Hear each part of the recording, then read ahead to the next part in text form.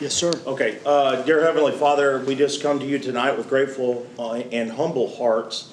And Father, your word in Luke chapter 10, verse 19 reminds us that you have given us power, you have given us authority over the power of the enemy. And I just pray that you continue to protect our citizens and our city, and just be with our staff and this wonderful council. And just I pray that you would bless us with strong leadership and the wisdom to honor you. And so thank you, Lord, for all your many blessings. In Jesus, your precious name we pray. Amen. Amen. I pledge allegiance to the flag of the United States of America and to the republic for which it stands, one nation under God, indivisible, with liberty and justice for all. Honor to the Texas flag. I pledge allegiance to thee, Texas, one state under God, one and indivisible. God bless Texas. All right. Thank you, Councilman. At this time, we will move into agenda item number 2. This is our public comment section. One thing I would like to note is there are a couple of items that are here for public hearing. Those public hearings will not be taking place tonight. Just due to state regulation. These items, we had one application that was withdrawn, and so it's going back to planning and zoning with the new application at some point. And then there's 6B and 6C that we have a rezoning for, and I believe that was tabled at the planning and zoning. So all of these public hearings will be done at a later date, but tonight they won't happen. I say that because we're in the public comment section. So if you would like to speak about any of that, you're welcome to tonight. It's just not going to be done in a formal public hearing setting. Okay? Very good. Mr. Alexander, do we have anyone signed up? Mr. Mayor, we have Claudia Givens here to speak tonight. All right. Ms. Claudia, if you would. And I'm here. If you would like to come to the lectern. I know. We just got to, unfortunately, legally. I didn't want to. No, I know. But we want to make sure that you're on the record here. Thank you so much. And just state your name and address, please. Claudia Givens, 5 Lee Drive, Rockwall, Texas. Heath, when I came up here and spoke about an issue that I had last time, but after I left, I remembered that there's an issue on Lee that none of us remembered to talk about, and that is the water that comes off of what I call Mr. Hilt's land, which you now own, and you're looking at developing. It floods some of the lots on Lee, and it has in the past. A lot of us have tried to do things to stop it, but that needs to be, I wanted it on public comment in the open so that you know it needs to be addressed whichever way y'all go with the planning and zoning decision. And I talked to Zach about it, and he told me that that is part of y'all's city planning, that will be done. But I just wanted it here on public comment, and that's all. Thank you, ma'am. Thank you. Mr. Alexander? Mayor, we have Reverend Peter McNabb here to speak. Oh, the Reverend.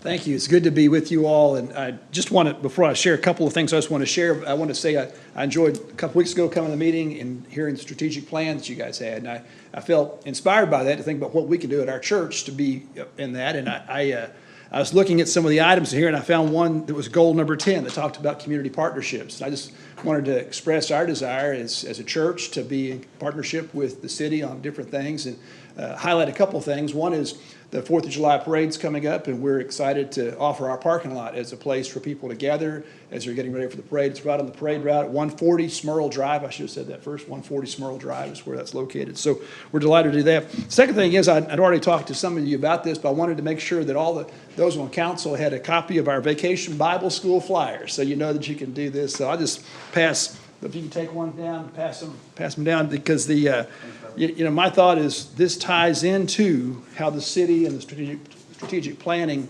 can work with that goal that you have, that number 10, which is to strengthen these partnerships and to the quality of life, strengthen the quality of life for all our citizens. So our youngest citizens, we want to give them a good foundation and some great fun activities that they have. So it's going to be 9 to noon on July 20th through 23rd. Be totally free to the kids, and then we'll have junior high and high school age kids can help work as volunteers. So if you have kids in that age group, they're welcome to come and volunteer to be part of that. The last day is going to be a fun day with water slides and bounce houses and pizza, and it's all free. And I just wanted to share that with you all as a sense of how we help to improve quality of life for all the citizens of Heath. We wanted to be part of that with you, whether it's loaning our parking lot out or doing Vacation Bible School. There's the World Cup going on in FIFA, and one of the teams, I think it's Norway, talked about something that I heard you say, Mr. Alexander, rowing in the same direction. And I think that's what I see this city doing, is rowing in the same direction. So you guys could go out there and do the Norway thing when we all get out there and do this, because it's important to do that, and I think it's neat to see opportunities when we can do that. So I thank you for your hard work and appreciate you. Thank you, Pastor. All right. Mr. Alexander? Mr. Mayor, we have Christina DiBernardo here to speak. Oh, yeah, that was actually said quite well. Oh, thank you. I just want to make sure, is it appropriate for me to comment on 6B and 6C at this time? Absolutely. You can take the lectern. Perfect. Thank you so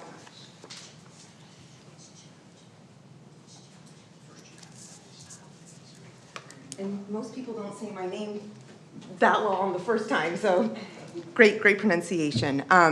But thank you, City Council members, for your dedication to the City of Heath and for your service to our community, and just for protecting the city and working with our homeowners.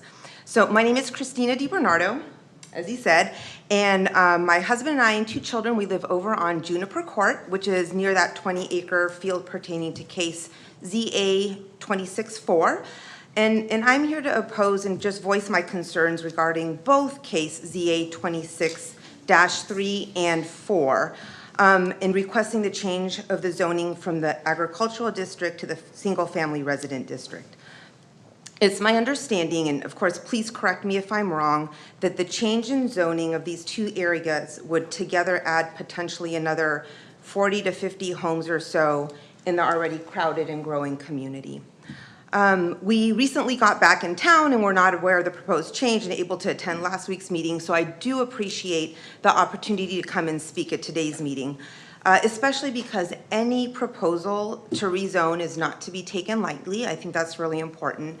And in fact, on page 24 of the 2025 City of Heath Comprehensive Plan, it states, quote, zoning decisions are one of the most important tools the city has to ensure the health, safety, and welfare of its citizens and ensure the city's development in accordance with a comprehensive plan. So in the comprehensive plan, we are all asked to consider the following questions related to concepts before approving rezoning requests. Does the development provide something unique to Heath? I'm not sure that adding more homes we would really call that unique, but that's a question that we need to ask ourselves. And then how does the development proposal impact the city's traffic and public safety? I know we already have issues with traffic and our public safety system is already burdened. I am thankful that we are starting to build the other site for the Department of Public Safety over by Heath High School. So thank you so much for your role and involvement in that. But adding more homes, I don't know if that's positively going to impact traffic and public safety with the current infrastructure that we have. I'm assuming many of us in this room have had the pleasure of sitting in traffic trying to make a right from 740 on to Lawrence. I've experienced traffic on Lawrence extending over past, on 740 extending past that light over on Governors. And again, I'm thankful for that light to be able to make a left. There were some times where I made a left and I said, oh, that was probably a little bit too close for my liking and safety. So that has been nice, but traffic does extend even past that sometimes. Or even coming down 549 by Tom Thumb and trying to make a left at the light here. Sometimes traffic extends all the way past Amy Parks and we're having to wait 3 or 4 lights just to make that left turn. So That's just one point I wanted to bring up. Another point in the document on page 21, it speaks to residential density, and it states, quote, "As the city continues to grow, there will be a concern that the environment of Heath will suffer as development proceeds and more open land area is lost, and there should be a preservation of open space.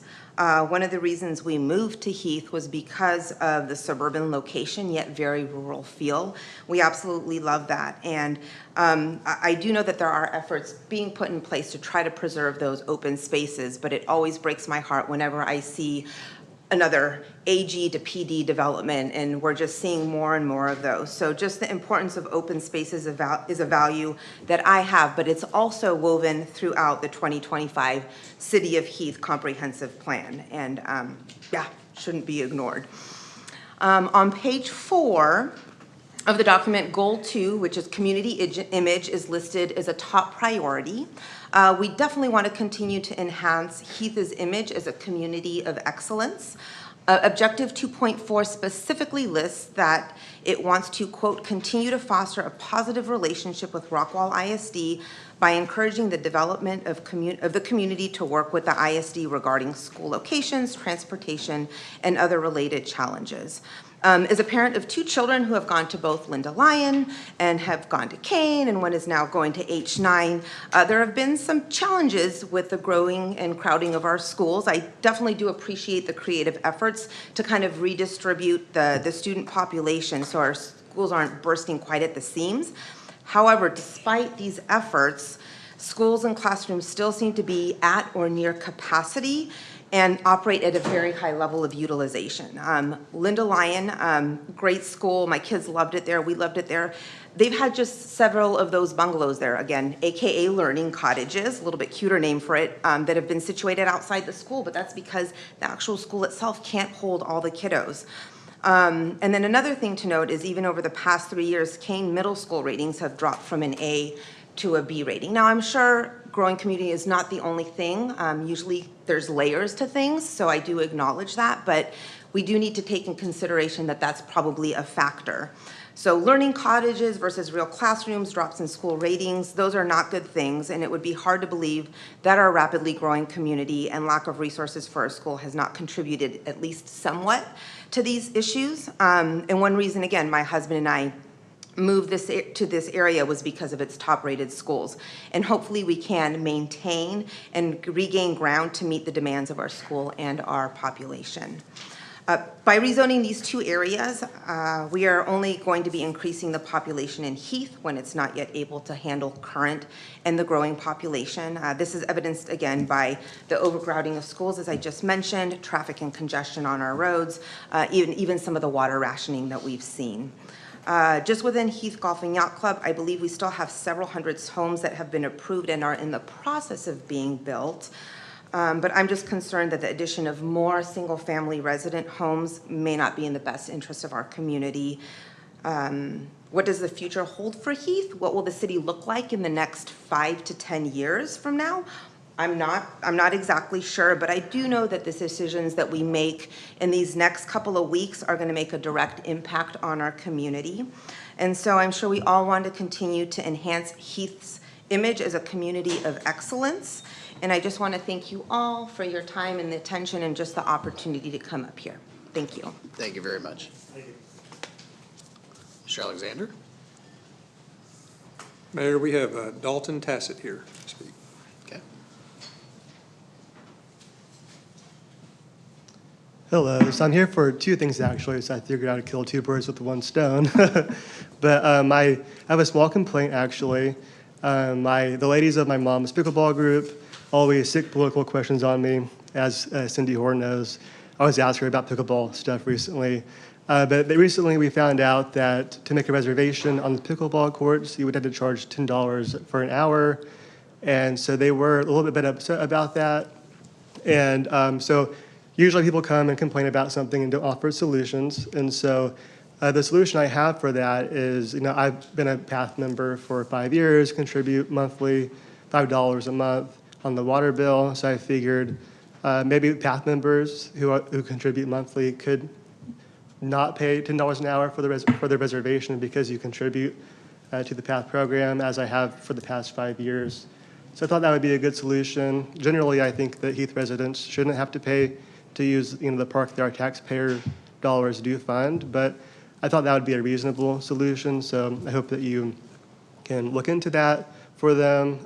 There are a group of ladies.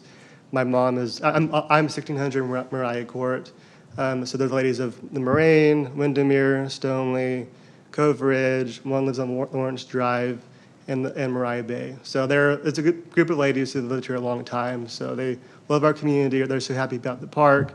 And the reason why I say $10 an hour, it may be a bit steep, is because they play every morning, so that adds up. And that would be a way for the PATH program to get more subscribers, because most of them aren't on the PATH, contributors, so that could be a way for an incentive to grow that program instead of charging citizens just $10 an hour. So that's my suggestion. I hope to hear from you.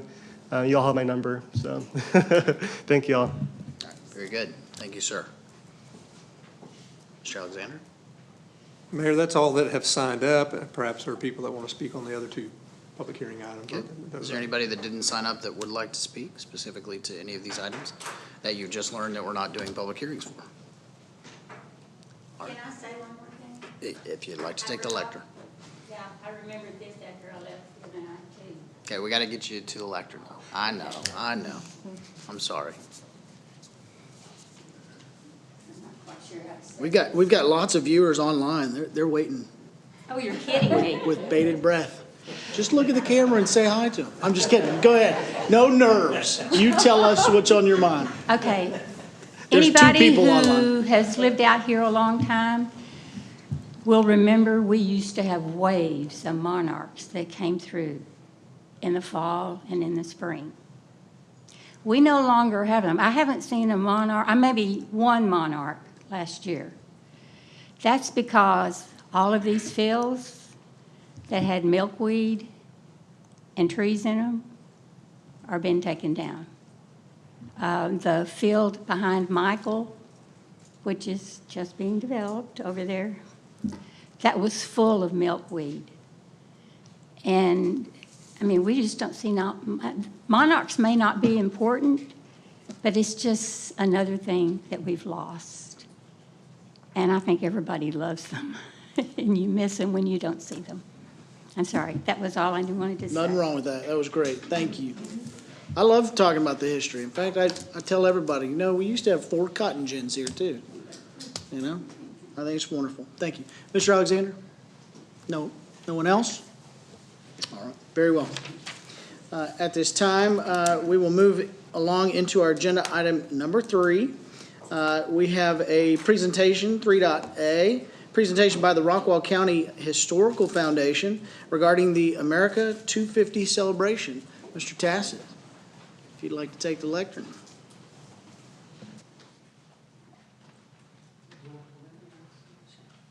So here's the banner. You all funded? I'll put it here so Looks great. I love it.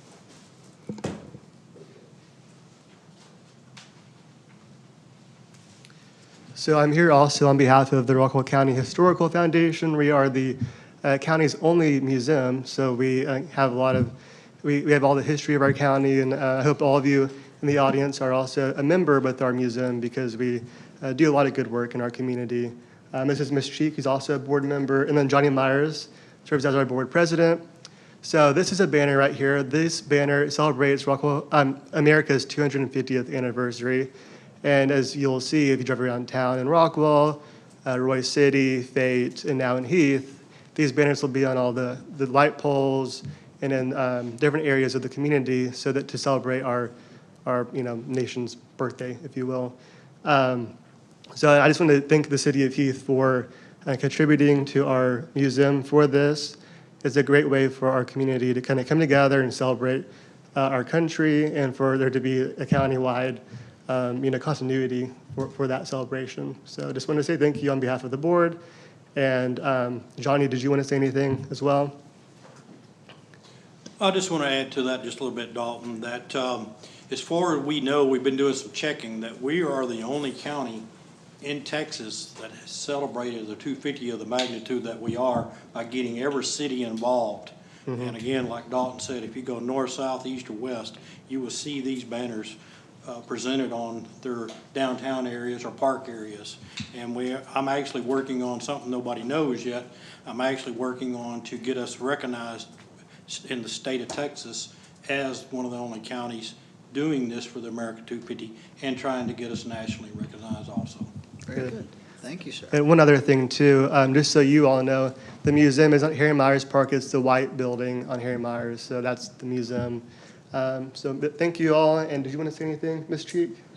No, you're good? Okay, thank you all. Thank you very much. Thank you both. Thank you very much for this. Leave it there. If you'd like to take it back over there, I do appreciate it. Yeah, It this makes for a great should be front prop. hanged in here too. I like so it. can sign it. I love it. Well, thank you very much, and thank you, Councilman Myers, for all the work that you do. And those of you that don't know at home, the two people that are probably watching, and for this room, we do have a wonderful museum, and it is so unique to get to go back in time and learn all the historical elements of this area. And our very own Councilmember Myers does so much for this county in trying to preserve that history. In fact, I probably reach out to him once a week asking him questions about the history and, hey, can you find a picture of this? And hey, what about a land map of that? And so we're trying to do everything in our power in the city of Heath to preserve the history and the unique history that this city has. And so thank you, Councilman Myers, and thank you, There's Dalton. also a play happening, and Mitch Ogie is going to be Sam Adams. So. Uh-oh. Yeah. Okay. Well, you can tell us about that. You can tell us about that in the next agenda item. Thank you, Dalton. Appreciate it. Very good. Okay. Very exciting. Man, I bet ticket sales just went through the roof. Okay. First show was Y'all sold plugging yourselves, man? out. First show was sold out, we had to get a second. That's what I'm talking about, man. That's great. I love it. Okay, at this time, we'll move into agenda item 3.b. We're doing a proclamation. I'm going to have Ms. Gordon come up. You know, we do these proclamations when there's unique opportunities to express our care and compassion to certain items. And those of you that know the city of Heath has worked really hard, and Ms. Gordon and Steve, and the hard work that you guys have done to really make Heath a premier outdoor lifestyle community, and really trying to understand who we are as a community. We've got 2 golf courses, we're lakeside, we have parks and trails, we have this now beautiful town center park. And so tonight is really a proclamation for Parks and Recreation, and to really showcase how much we care about Parks and Rec in the city of Heath. So whereas Parks and Recreation programs are an integral part of communities throughout this country, including the city of Heath, Texas, and whereas our Parks and Recreation are vitally important to establishing and maintaining the quality of life in our communities, ensuring the health of all of our citizens, and contributing to the economic and environmental well-being of the community in our region.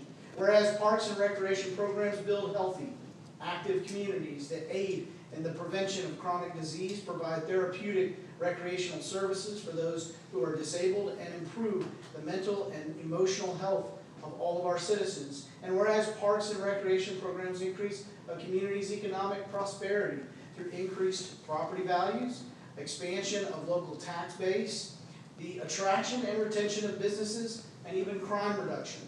Whereas Parks and Recreation areas are fundamental to the environmental well-being of our community.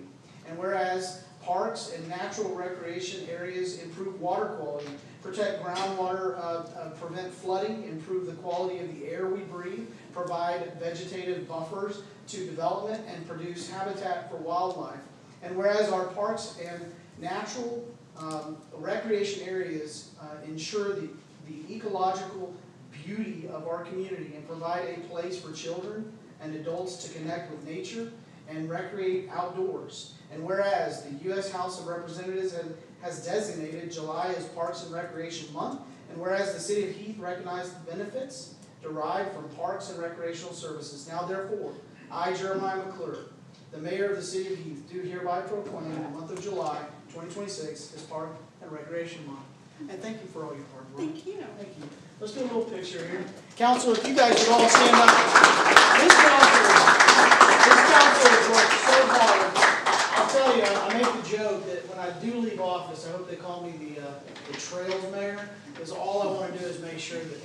against walking by, no e-bikes. Illegal, but walking by all through our city. So thank you, council. You guys would all get in this picture here. We have everybody. Get in here, squeeze. There, now we did.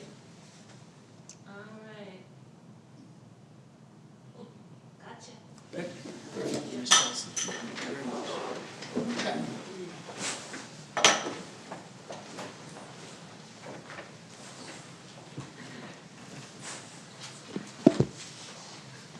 And we just wanted to do that so that way we could really exemplify who we are as a city and what we're really striving to do as we talk about open spaces, trail connectivities, parks, et cetera. So thank you for that. At this time, we'll move into agenda item number 4. This is our council and city manager comments. Mr. Alexander? Thank you, Mayor, City Council members. We just want to remind citizens that July 4th will be extra special in Heath this year as we recognize our nation's 250th anniversary and celebrate the grand opening of the newly renovated Town Center Park immediately after the parade. Staging for the parade begins at 8 a.m. The parade starts at 9 a.m. A short grand opening ceremony will take place at 10 a.m. in the park. There will also be a live band, the national champion Heath Hawks Infinity Choir singing the national anthem, food trucks, free popsicles, and our first ever Sandlot Junior Home Run Derby for 14 and under, for children 14 and under. The Derby is $10 for 10 pitches and benefits the Parks and Trails of Heath fundraising program. Sign up on site on July 4th. You can find more details and a parade RSVP link on the city website. Come be a part of history in Heath. Very good. Thank you, Mr. Alexander. At this time, the floor is open for council. Any comments? I have a comment. Councilwoman Thurgood. Thank you. No, I'd just like to give a shout out to our Heath DPS in the spirit that the Reverend mentioned of free summer camps for kids, having a little one at home. I can't understate the value of that. And our own Heath DPS has offered a free summer camp for some school-aged children, and I've received some accolades from constituents who were more than so excited about this opportunity for their own children, and their children love it. Some of the children were thinking that would not be fun to hang out with police officers, and they came home. They came home saying that was the best thing ever. So it's a hit, and thank you for doing that and serving our community that way. Very good. Thank you. You guys weren't doing taser training, were you? Okay. Because that's a summer camp he brought me to. He said, "Oh, Mayor, here's our summer camp. You should see it. It's just for adults." I show up, it's one person, and everybody's got a taser. That's a little bit different. All right, very good. Any other council member? Councilman Mormon. I will say the second Tacos and Techscape event that we had is really neat. It's really cool, informative. A lot of information was at that. I don't have a lot of plants at home, but I think I might start. And I just encourage everybody to look out for the next one and attend those. It's really informative and pretty cool. Yeah, I echo that. Thank you, council members, for all the council members and staff that work diligently on that program. It's super exciting to see that thing come alive from ideation over the last year into actually having crowds show up for it. So, and I've learned more about dirt, or I should say rich soil, than I ever thought I'd need to know. Clay soil. I've turned my irrigation down a little bit. Not much, but a little bit. All right, very good. Council members, any other comments? Very good. All right. At this time, we will move into agenda item number 5. This is our consent agenda. 5.A, action regarding the minutes of the June 9th, 2026 regular meeting. I believe everybody's had time to review this, so the chair will open the floor to entertain a motion. Mr. Mayor, I'll make a motion. Yes, ma'am. I'll second. We have a motion by Councilwoman Horn and to approve, and then we have a second by Mayor Pro Tem. Very well. So the motion moves. All those in favor say aye. Aye. Those opposed? Passes unanimously. Thank you, council.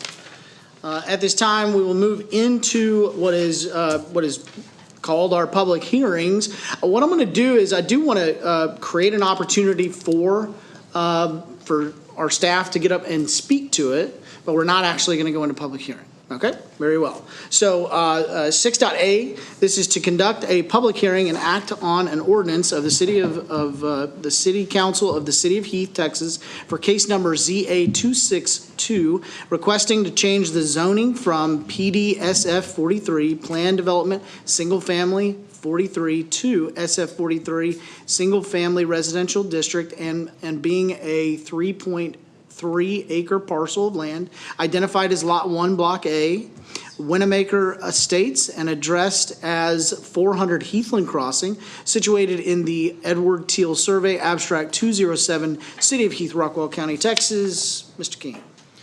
Thank you, Mr. Mayor. I don't have much that you haven't covered already. As you noted at the beginning of the meeting, this item has been officially withdrawn by the applicant. We received that withdrawal request last week. The applicant has resubmitted a new application that encompasses some of the recommendations or wants and desires that P&Z mentioned at their meeting.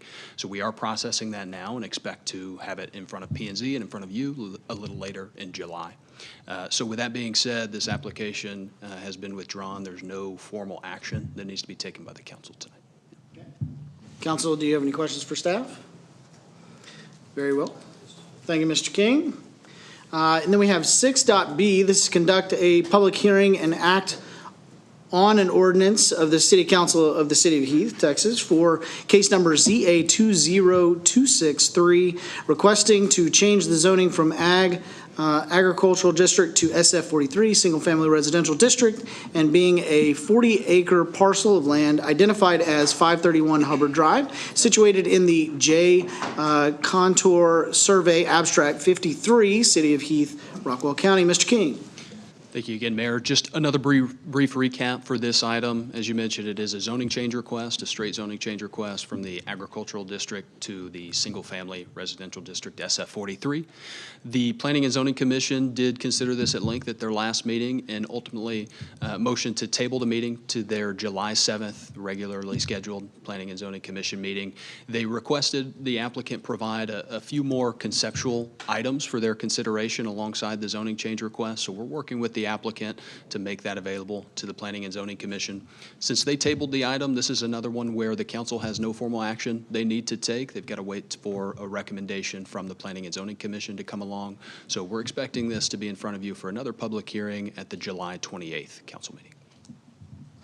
Very well, thank you, sir. And a quick question I have. So conceptual, so the P&Z is requested for a concept site plan? A concept plan, some other items the applicant mentioned that they may be able to provide for supplemental consideration would be items such as deed restrictions that they plan to have for the property, as well as any landscape plans that they have available already. So we're working with the applicant to see what we can make available for the Planning and Zoning Commission and expect to have those items for their consideration. For a straight zoning case? For a straight zoning. So these are items that are not tied to the straight zoning case as binding, but they are supplemental, as in the commission can see the plan, the intent by the applicant for the, for example, layout of the subdivision.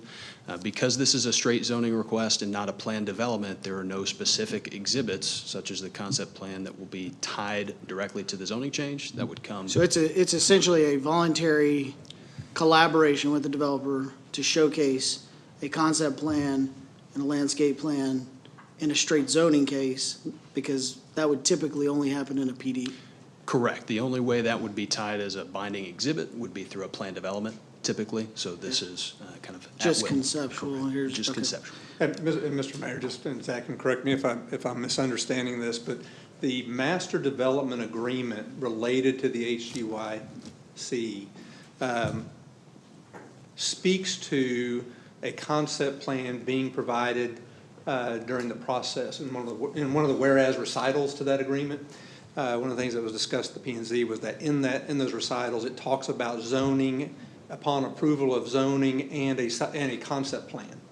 And so that is one of the reasons why the P&Z is requesting that concept plan come forward at the next meeting. Okay, so it's silent to the timing inside the agreement. That's right. The whereas just reads at the time of approval of zoning and concept plan. So ostensibly, the concept plan could come later. Okay. At least. But we're getting cooperation to do that now from the Yes, developer. sir. Yes, sir. Okay, and you're referencing a master planned agreement that dates back to when? 2013 is when that was adopted. Now I'll add just another brief tidbit of context. Our ordinance does allow the Planning and Zoning Commission to request a concept plan if they feel it would aid in their consideration of the case. So that is something that's a tool at their disposal. Okay, and so this is cited for this property in the master planned agreement in 2013 for that whole MMD for all of HGYC? The part I'm speaking to is related to track 2. I presume that the track 1 of it, that's already been under construction, would require a concept plan, did require a concept plan 2 at the time, Okay. but this is related to So track. this is specifically called out as track 2. It is. Right. It is specifically called out in the agreement as track 2, and it does talk about both the zoning and a concept plan. And to Zach's point, it is the case that our zoning code offers an opportunity for the city council or the P&Z to ask for a concept plan on any zoning that comes forward. Okay, very good. And that's 27 lots on 40 acres? Correct. Okay, all right. Are there any questions, council?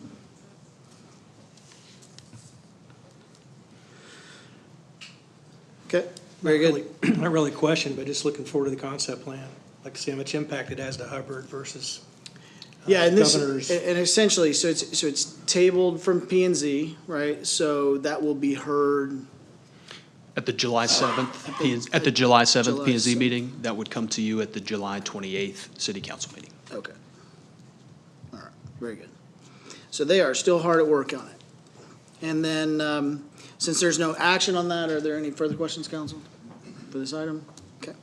All right, we will move into 6.c, conduct a public hearing and act on an ordinance for the city council of the city of Heath for case number ZA 20264, requesting to change the zoning from ag SF 43, single-family residential district, and being a 20.99 acre parcel of land identified in RCAD, property ID 10470, situated in the J. Cantor Survey Abstract 53, City of Heath, Rockwell County. This is all the same. It's 2 tracts of land adjacent. Understood. Correct. Okay. So if there are no questions on that item, it's all party to the same.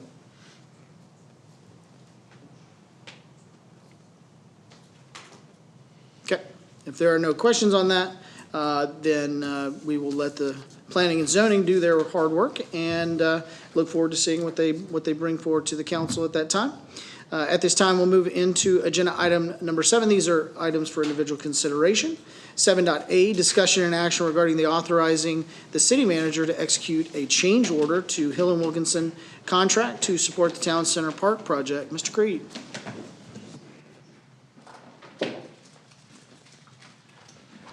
Thank you, Mayor and Council. As you stated, this is hopefully the last and final change order to the Hill and Wilkinson contract for the Town Center Park to help get this thing closed out. Tonight, we have 2 representatives from Hill and Wilkinson here to address this if the council so desires. Jim and John, Jim Sackett and John Arringer. All right, we'll walk through this right quick. I think y'all have all seen this in your packet. It was pretty lengthy. But if you had a chance, these are high points we can hit. This is a change in the contract from 12.835,902, which was the amount from the last change order that we went through, to $12,890,128.64 for a total of $98,347.52 added to the Hill and Wilkinson contract for the Town Center Park. It does also increase the time for 69 days up to June 15th, 2026, which was our substantial completion date that we hit last week. The changes reflected in this change order are the new fence along Lawrence. I don't know if y'all noted it right out here by the entrance. You see it right along this Lawrence area here. We added an additional power at the stage to get a 50 amp plug over there to support some of the band stuff that was going on. We had only 20 amp plugs out there originally. Drainage at the cuboid structure, and I'll have pictures that will show you a little bit on here. We had a play area there that did not drain properly. It did have a subgrade in it.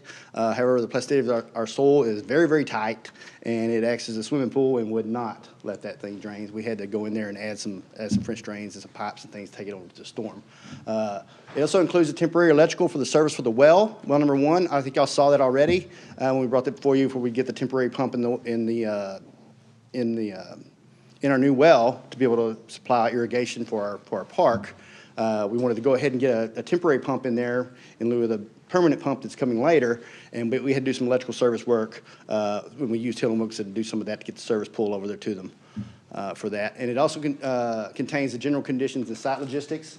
Those are the things like having the Hill and Wilkinson staff on site, dumpsters and things like that, temporary toilets and things like that, as well as the time is the change. The first thing is the fence along Lawrence. It was installed in staff request. It was determined to be needed for safety. When staff got out there and looked at that, we realized that if kids were in this field and they were kicking balls around and they were to get out onto Lawrence there at 549 or whatever, it seemed like a danger. So we wanted to put some kind of barrier there to kind of help mitigate against that and keep the play field inside the park. The additional power usage at the stage, or power installation at the stage, I took a picture there. It's a 50 amp plug directly into that box there. There are some smaller 20 amp plugs on the front of the stage. However, staff recommended that there be a 50 amp plug after speaking with some of the people that can do that sort of music sort of thing. So we felt like we needed to increase that power to try to help that out. So that was installed. This is the temporary power service at the well. That little concrete pad you see right there to the right of that picture is the seating block or the edge of the well. And you can see the power going up to it. It's a rented VFD and a rented disconnect along with a small transformer there. But what we paid for is to come out of the transformer. You see the fence behind you, behind the picture, at the background of the picture, where they brought the service from the park transformer over to underground to bring it up to the disconnect. This is the cuboid, what we call the cuboid structure. It is I don't know how to describe it. It's like a turf mat on the bottom, and it has these spongy, forgive me, I'm not as probably as versed as these guys. These spongy interlocking blocks under it, and then it had a rock underdrain in it. And it had these composite, they look like wood, but they're more of a composite shell that kind of came down on the outside, and the water could not get out. The ground would not percolate properly, and so we ended up with like a waterbed feel to that entire end that's going over toward the restroom. And so we had to add a drainage pipe and carry it over into the storm drain to alleviate that. The other costs associated with it in this change order are the general conditions, which is the cost associated for Hill and Wilkinson staff. There's a breakdown in your packet that demonstrates what those costs are and how much they cost. As well as site logistics, costs for dumpsters, temp toilets, sweeping, maintenance of the park as far as mowing and stuff like that. As the length of the project continued out, those costs grew for us, and we had to bring it into a change order to meet our contractual obligations for that. And I'll be happy to bring them up there for any questions, or I can answer them. I certainly will. All right, very good. Council, the floor is open for any questions. Mr. Mayor. Brian, just wondering where the $98,000 is earmarked and identified to come to pay for this additional charge? So it will come out of the 2023 CO that we used for the park. Got it. So existing funding available? Yes, sir. Already in the budget? Yes, sir. Okay, thank you. Very good. Councilwoman?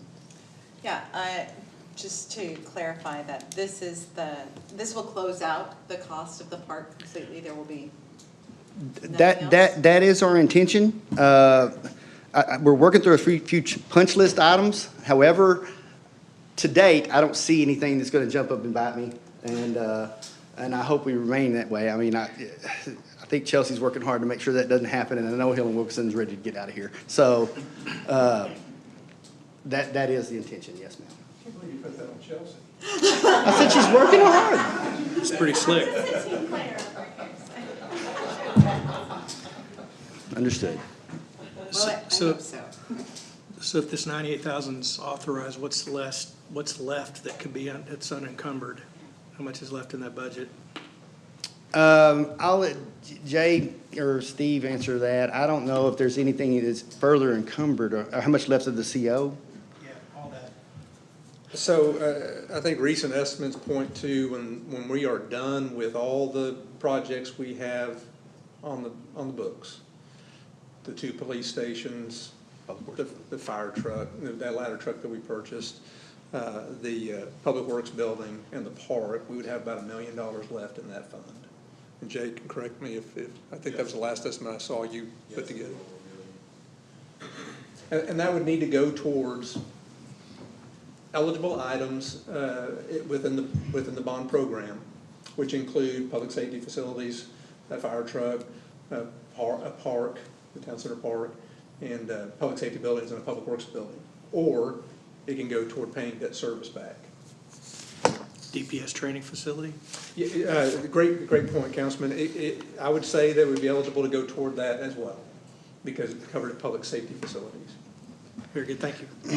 We got a long way to go for those 3 buildings. We do. Right.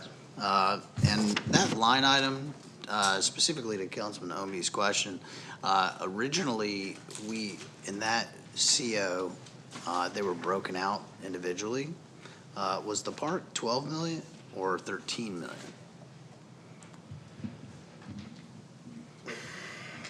Do we recall the original breakouts? 12.7? Put you on the spot tonight, sorry.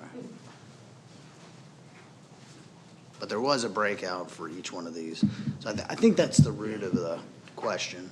Yeah, whenever it was originally 12.5, then you had the Parks Board contributed 1.2 million. So that increased to 13.45 million. And then just from the interest, we were using roughly 485,000 to help supplement some of the costs with the finishing the project.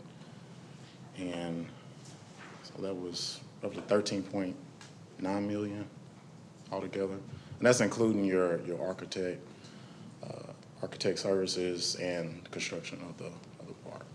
Okay, very good. Mayor, I might add, some of the money what you see in this total contract too is spent out of the utility CIP, like all the lines that go for the well. Obviously, the money we just talked about for the change order for the temporary well service, that will not affect the bond. That will come out of utility CIP. Right. Hill-Wilson was kind enough to do that for us, but that is to support the well project, not the park. Yeah, so there's 2 elements of funding, right? There are. Okay. And then I'll just add one more thing. Your public works facility originally was budgeted at 6.25 million, and it came in roughly at 5 million. 5.4. Yeah, yeah. Yeah. So there was some savings there. Yeah, there's some delta over there, but not necessarily in the park. Mm-hmm. In fact, add the well, you're well over budget. Yeah. Which we knew. Yeah. 2 years ago when we started talking about a potable well. So, very good. Any other questions, Council? Okay, very good. All right. Well, if there are no further questions for staff, the chair will open the floor to entertain a motion. I'm ready to make a motion, Mr. Mayor. I move to authorize the city manager to execute the proposed change order. All right, we have a motion on the floor stated by Councilman Ombie. Do we have a second? I'll second it. We have a second by Councilwoman Thorogood. The motion moves. All those in favor say aye. Aye. Those opposed? Passes unanimously. Thank you, council. Moving into agenda item 7.b, discussion and action to award a bid for the elevated storage tank and authorize the city manager to sign the contract authorizing construction. And if I tear up during this section, somebody wipe my tears. No, Lord. All right, thank you, Mayor. We'll try to keep it light. As stated, this is a construction award for the bid item on the 500,000 gallon elevated storage tank. We do have Corey Wilkinson here from our design team with Garver. Hey, Brian, that's I'm sorry. 1.5 million. I'm sorry. I'm so sorry. I did that wrong. Add $1 million to that. I wasn't referencing. I wasn't referencing. I was gonna cry because we cut off $1 million. That's not why it's less expensive. This is this is an exciting item. Now we'll talk about how much cost savings we have. Yeah, there you go. It was a 1.5 million gallon tank, just like the one at Fulton. This, however, is a picture of our 500,000 gallon tank, so perhaps I was thinking of that. Design has been completed by Garver. The request for bids did go out on May 15th. We had a pre-bid meeting held with potential bidders on June 3rd, with a bid opening on June 12th. We did receive 4 bids, ranging from 7.8 million to 10.7 million. And this is the bid sheet here. Forgive me, I had to break it out to make it visible. So that would normally be in one long line. And you can see there the 4 bids we did receive Caldwell Tanks, Landmark Tank Structures, CB&I, and Phoenix Fabricators and Erectors, who did come in at the low bid at approximately 7.8 million, which I think is 7.783. 7.863. We have a award recommendation by Garver to recommend that we award to Phoenix Fabricators and Erectors at $7,863,553.28 to be funded by the 2026 CO we recently passed. This is anticipated construction to begin by August 4th with an estimated completion in August of 2027. That gives us some time to get through the contracts and get the notice to proceed out to the contractor. With that, I'll take any questions, and we can invite design engineer up here to answer any as well. Very good. Thank you. Council, at this time, do you have any questions for staff? Mr. Mayor. Councilman Dodson? Brian, can you remind us what the original estimate was for this elevated tank?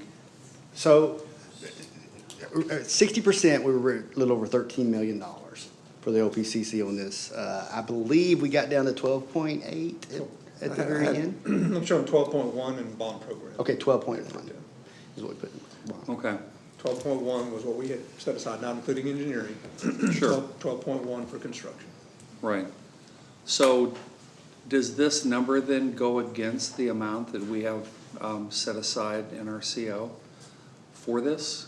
You know, it seems like a pretty significant delta between what we estimated, rather estimate high than low for all the right reasons. I understand that.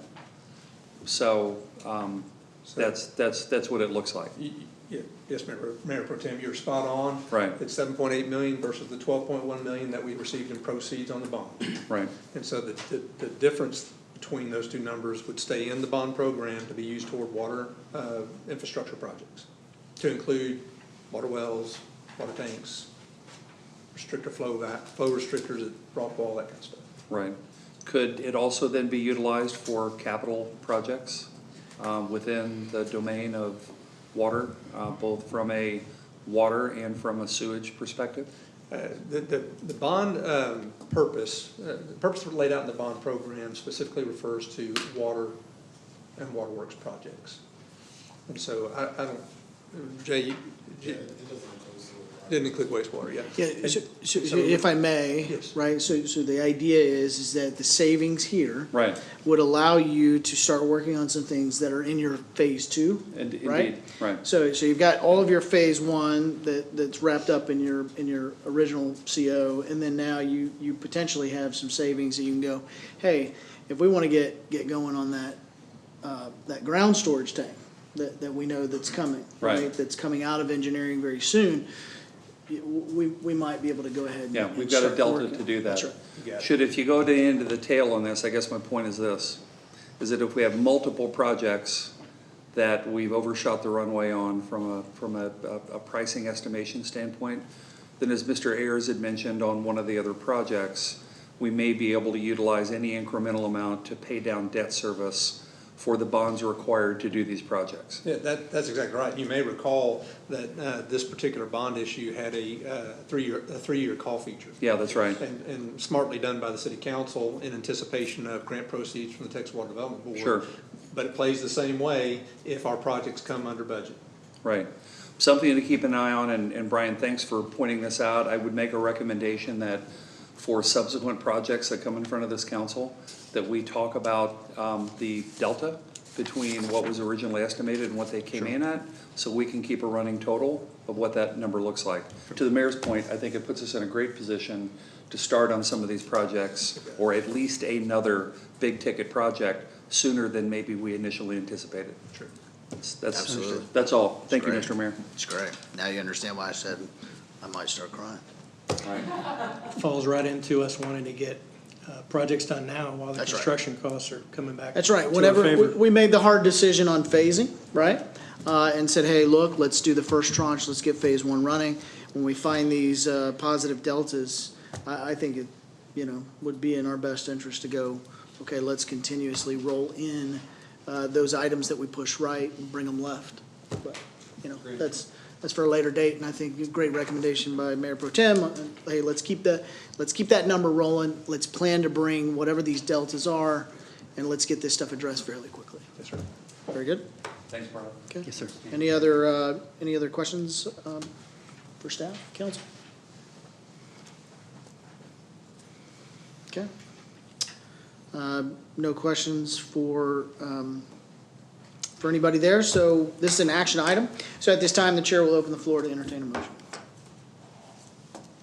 Mr. Mayor, I'll make a motion Very well. that we approve the bid for the elevated storage tank and authorize the city manager to sign the contract authorizing the construction.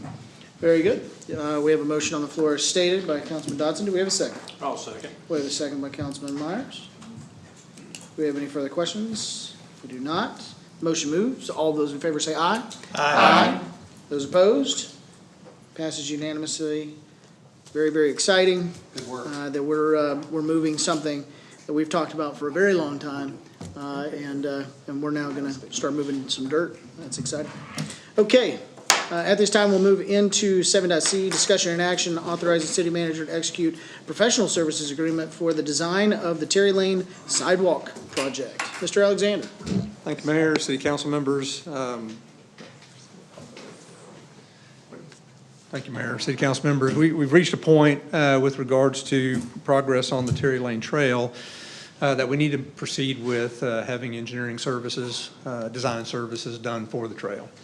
Our city engineer and public works director have been working on getting easements from the property owners along Terry Trail for the Terry Lane for the trail.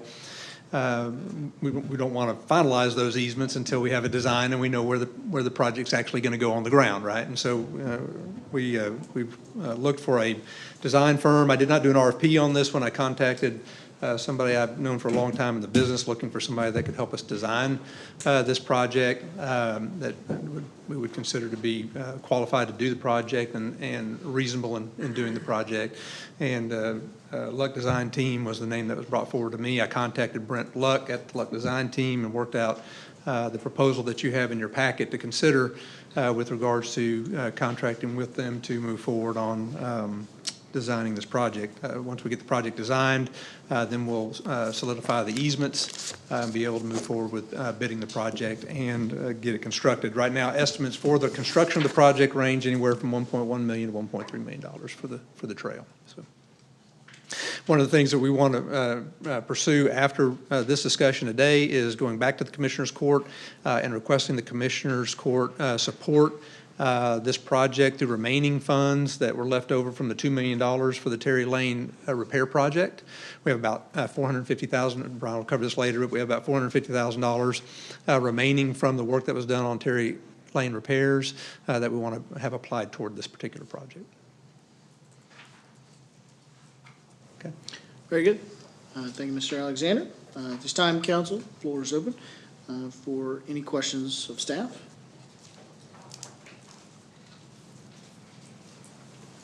No questions? One, Mr. Mayor, down here. Councilman Mormon. Oh, gotcha. Sorry about that, Ryan. Yeah, so one question is, does this set group of work include the geotechnical report, or is that something additional?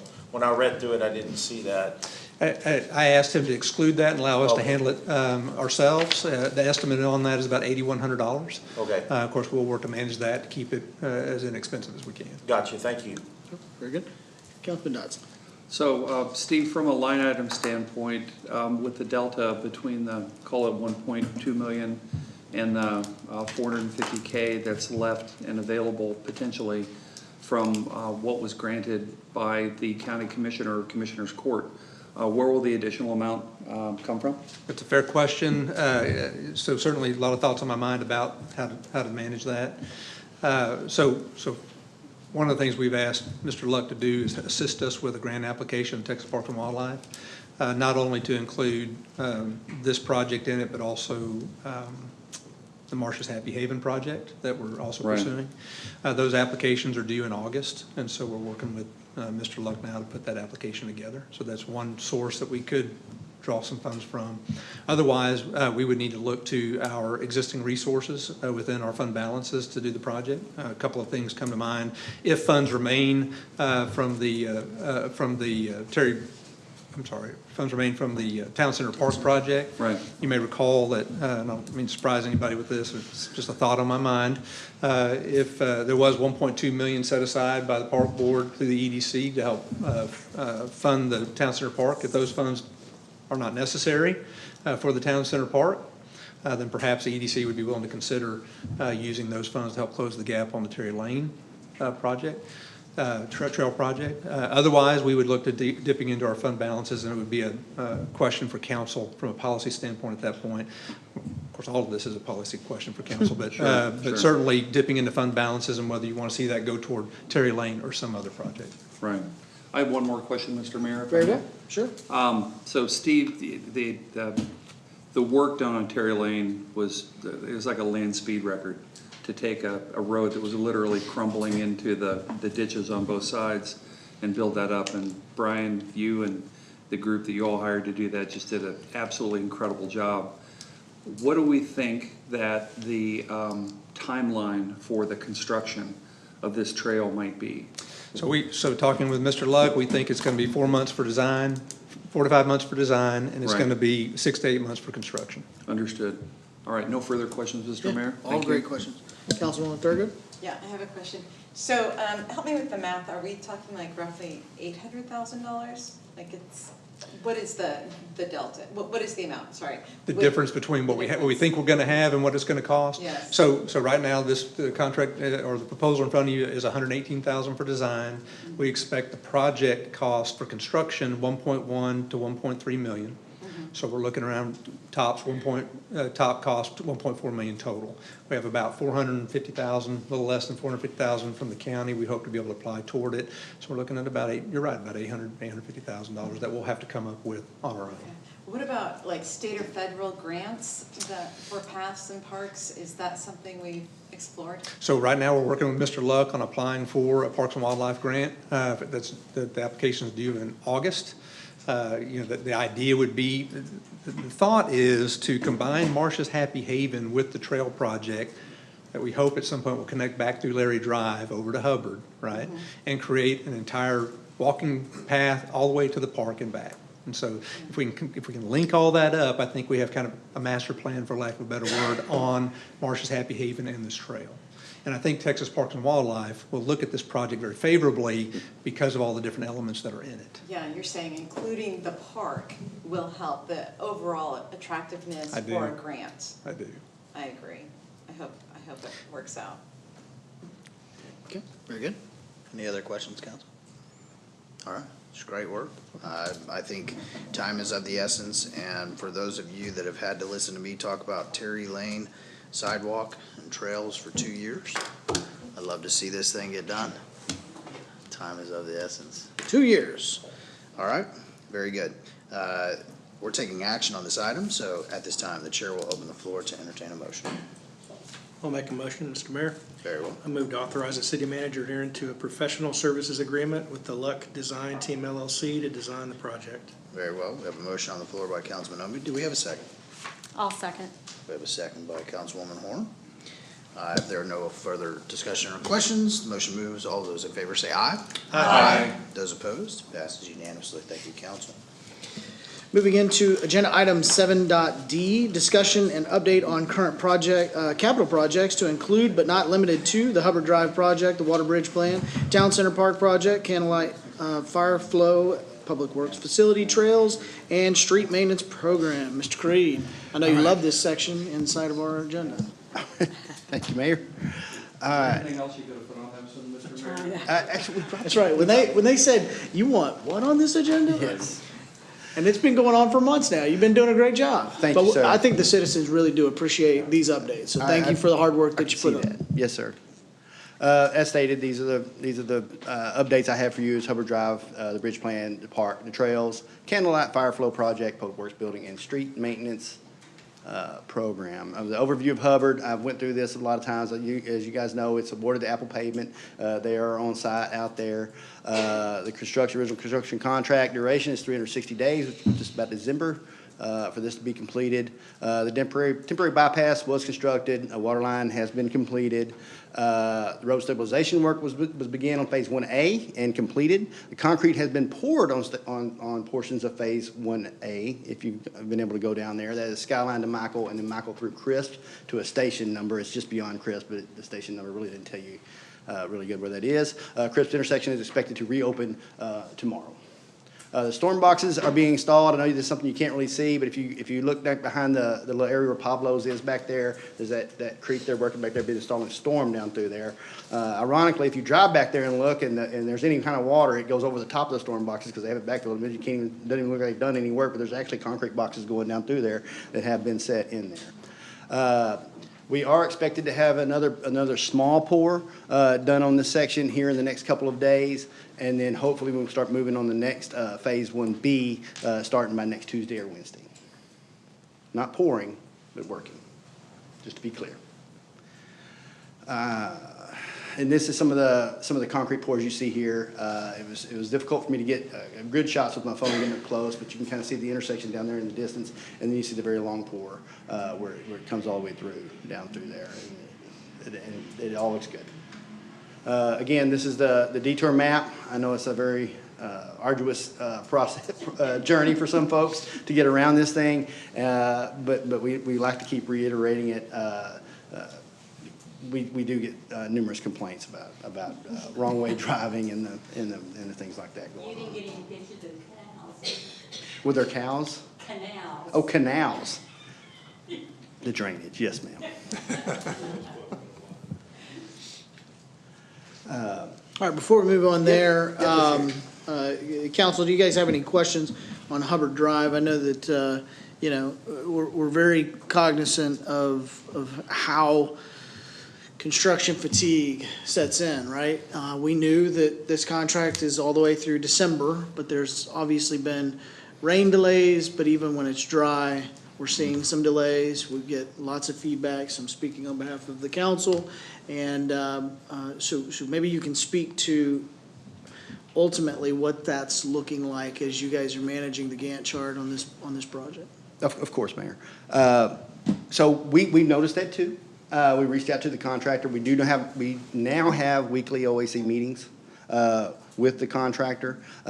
We continually ask them for updates on the schedule. With that, they do provide us some internally what's going on, hardships they find, what we can do to work through them a little faster. And we have seen an uptick in work since we started engaging more with them on that. I do think there's still room for improvement on this project. And we will continue to move forward with that. And I'll be happy to answer any questions directly related. Councilwoman Horn? Yeah, Mr. Creed, this is the road that I get the most questions about, complaints about, and concerns. And I don't drive it all the time like a lot of our residents do, but I have driven it a couple of times. And I will tell you, it was very confusing to me as to how, who goes and who doesn't go, and there was no direction, and you could end up on that road at the same time as somebody else. And so I would just ask if we can get some more clear signage or something to make it better for the residents, because clearly they are very upset, and to the mayor's point, just making sure the construction company is staying on track and doing what they need to do. I would appreciate that, and I know the citizens would. Understood. I'm going to back her up too and say, hey, I know the detour map, and I found myself going the wrong direction. So just FYI, anybody can do it. I took it right. I was like, oh, you can't go this way. That's a problem. So, yeah, the signage could maybe be addressed. And it's like a game of chicken. You got one car going, the other car, and it's like who can get there faster, and it's Don't play that game. right, exactly. Understood, and we will address it. Thank you. Any other questions, council? Mr. Mayor. Councilman Dodson? Brian, so with regards to timing, I know the contract had initially called for it to be completed by the end of December. Correct. What are we imagining that to look like, based on what we know about the delays? So currently, we're engaging with the contractor, and we've expressed those very concerns. Yeah. They are still saying they're gonna be able to get it done by the end of this contract date. Again, our most recent timeline they have provided meets the contractual timeframe of December. We are meeting with them weekly, every Thursday. At 10 a.m. we have a meeting to go over where we're at. I've asked them to continually take a look at the timeline to find where they can shave time off the project. I haven't seen a revised timeline from that, but I keep asking for one, just to keep them on point that we're looking for areas where we can shave time off this project. But at this point, they're saying they'll be able to meet the timeframe. I think having people out actually during the workday might be a big step forward. Agreed. So, anyway, that goes without saying. Yeah. All right, guys, thanks. I think it's a great point, and I think we have had some issues with regards to that. Right. I'm checking it almost daily myself, and staff is checking it daily, and we are, I think we're making progress getting them out there on a regular basis, like they should, and we'll continue to do that. I think we're just gonna have to watch this one closely all the way to the end. Yeah. Yeah, I think the contract was through December. We kind of had some head nodding from the contractor that it could be done in August. Right. We're seeing about a month delay from what that is.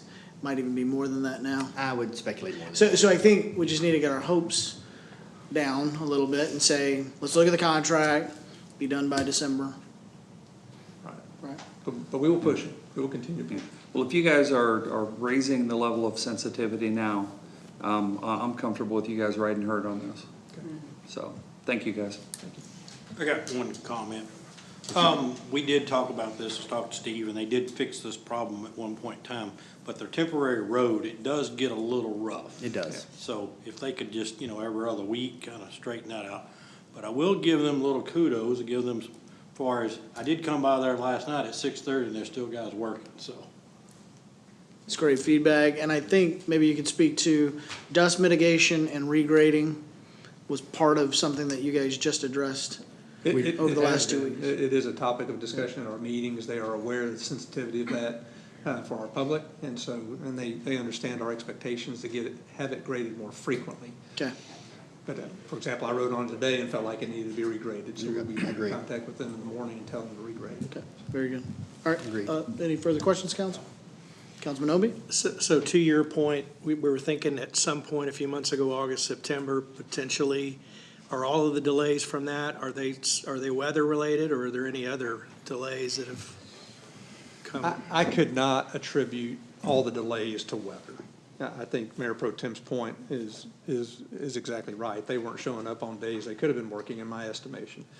And so we've doubled our efforts on monitoring this and keeping a close watch on it. We'll continue to do so throughout the term of the project. Very good. All right. Mr. Creed? Agreed. The next is an update on the water bridge plan.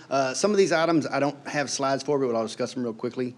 And beyond that, the first thing is well number one, as we stated in the change order, we talked about that. The temporary pump is in service. We're already using it to fill the pond. We actually irrigate from the pond. It puts water in the pond. It's been working perfectly. There's no issues. I've got some site work to do out there for some regrading, and I don't know if you guys have looked. There's no sod. There's a little road I had going up there to it, so I'm gonna have to address that and do a little bit of grade work right to to the south of the well, where the truck got stuck when they were trying to get the rig out. So it made us pretty good little divot out there we're going to have to deal with.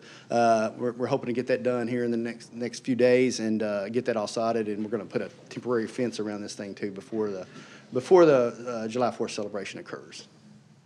And I'll be happy to answer any questions on the well. I know you guys like this topic, but I don't know how much more I can give on it. No, just for the record, for anybody watching, the irrigation of the park is temporarily being utilized while we're waiting to get the additional electrical and an additional pump. Correct. Right. So further developments for this project are expected this fall. Because it's a potable well. It is, and so It's said to produce over 1 million gallons a day.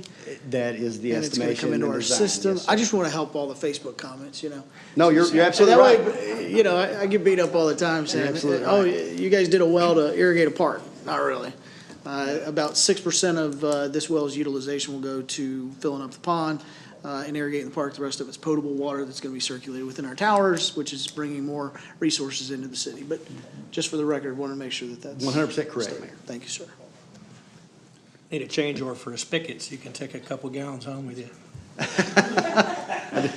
Please don't. I tasted it. Please don't do Yeah, that. that's great. Okay, Mr. Mayor? yes.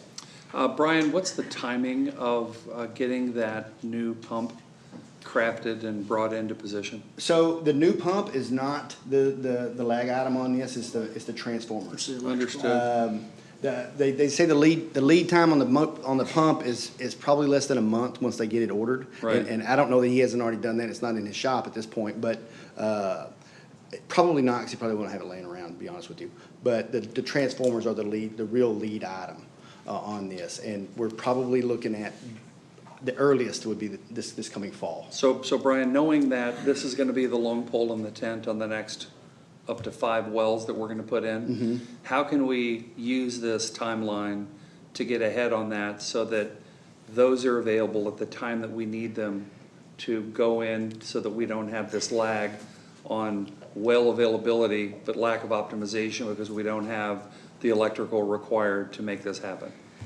So I think that's gonna be a difficult question, because you don't know what you're gonna get until you know, and they're gonna be reluctant to order those parts if that well comes in at 600 gallons per minute or something like that, where they don't need that large of an electrical component. I will say we're bound to be better versed in the game, for sure.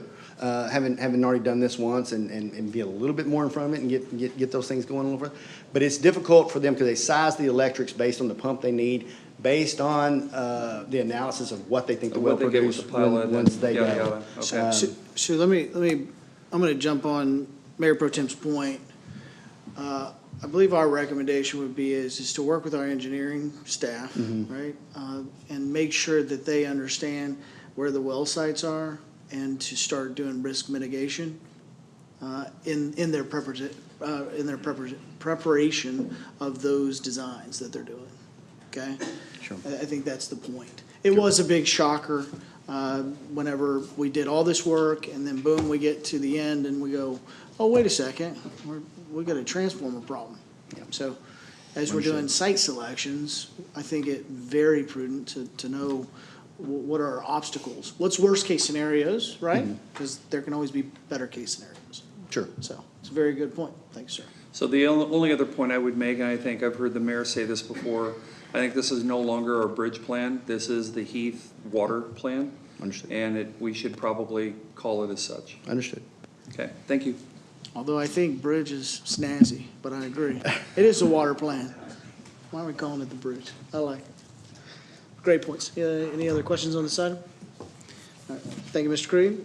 Continue, please. So what wells 2 through 4 have been submitted to TCQ for review. I don't have a slide on that. There's no update beyond we were at 90% or 100% of design. At last time we did it, we have done the submittal TCQ. That has not arrived back yet, but it should be imminent.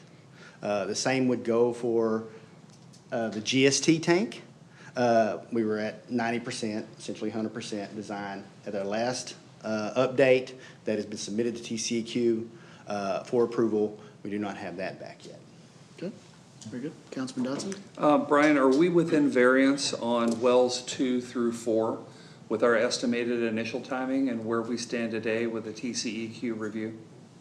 Yes, we expect them to come back. The first review came back at 20 days. They're going beyond that a little bit on us. Right. So, but we expect they should be back within 35 days. Gotcha. Would you agree with that, Corey? Yeah, I'll say TCQ right now has a. We need you to Yeah, take the come on. lectern, please. Thank you, sir. We appreciate you helping me out on the update, man. Hi, Council. I'm Corey Wilkinson. I'm with Garver, working on the tank projects, both the EST and GST. Can't really speak on behalf of the wells, but when it comes to our tank projects, what we've seen is kind of a 2-month turnaround, so about 60 calendar days. For distribution projects, which the well kind of more closely ties to, kind of that in-between ground between the tank and the distribution, I've seen timelines as early as 2.5 weeks. Had multiple projects go through that have been reviewed that quickly. So sometimes it's dependent upon the reviewer with TCQ, sometimes it's just the workload they have right now. As y'all are aware, House Bill 500 is brought along a lot of reviews for TCQ on the water side, and so they're overloaded. Just candid conversation I had with one of the TCQ reviewers is he sounded very exasperated by the amount of plans he's had to review. So it could be anywhere from 2 weeks to 2 months, but 2 months is kind of their cutoff date. Right. So while you're at the mic, are we working with you all? Is Garver the group we're working with for the grant filing? Yes, sir. For that as well? Yes, sir. Mr. Mayor, is it okay to ask a question with regards to that? So with regards to that grant process, which is critical as we think about, another CO or certificate of obligation for potentially additional monies from our citizens, we'd certainly like to not do that or do less than the amount that we're imagining now, if in fact we can get some non-dilutive federal capital. So can you talk us through that process and the timing for that? I don't have obviously the calendar right in front of me, but the cutoff date for the submission of those applications is the end of July. Right. They'll take about a month or two into the fall to review those and delineate who meets the criteria and distribute that money. They'll announce those awards, and I think we have until the summer of next year to accept the funds and apply those to those projects. So we expect, and you all still expect, based on the outline of the grant application, that we should know at some point in this calendar year if an award has been recommended and the amount of that award. Yes, sir. Which is fantastic. It's like a land speed record for a federal grant, but good luck. This is a pretty unique program. Yeah. I know the moment they announced it, there was a lot of questions because of that aspect of it. The schedule is very aggressive, which we're not used to seeing from the state. So Yep, indeed. So we're excited to hear back from them quickly on it. Thank you, sir, very much. Yeah, absolutely. That's a great question. Any other questions for me? Any other questions, council? Thank you, sir. Thank you, Appreciate council. Don't leave.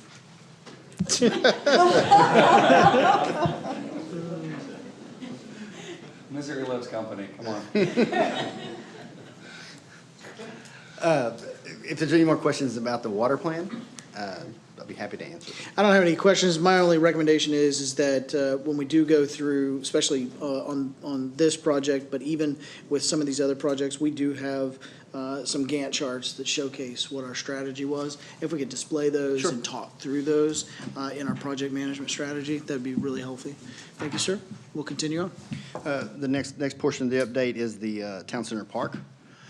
We kind of went through this on the work order, the change order. I don't have any other updated pictures beyond what has been presented to you before. However, these are still them. They still look great. People have been on the pickleball courts almost daily for hours at a time, so that is a hit for sure. I see 2 to 10 cars. I mean, that is, especially in the mornings. That's a big deal. Again, here's some of the pictures of the beautiful park. I have gotten some feedback from residents as I walked in the park last Friday. I was out here doing some things, and there were a lot of folks out here as well, and they were very appreciative to the council for building this. Any questions? I mean, we just went through the change order. No questions. Great job. There's obviously some maintenance concerns that I believe staff is addressing as far as crabgrass and weed management, but we're attacking that, and it's going to look pristine, like Augusta. Pressure's on? Pressure's on? But don't use any water. All right. There goes a new change order.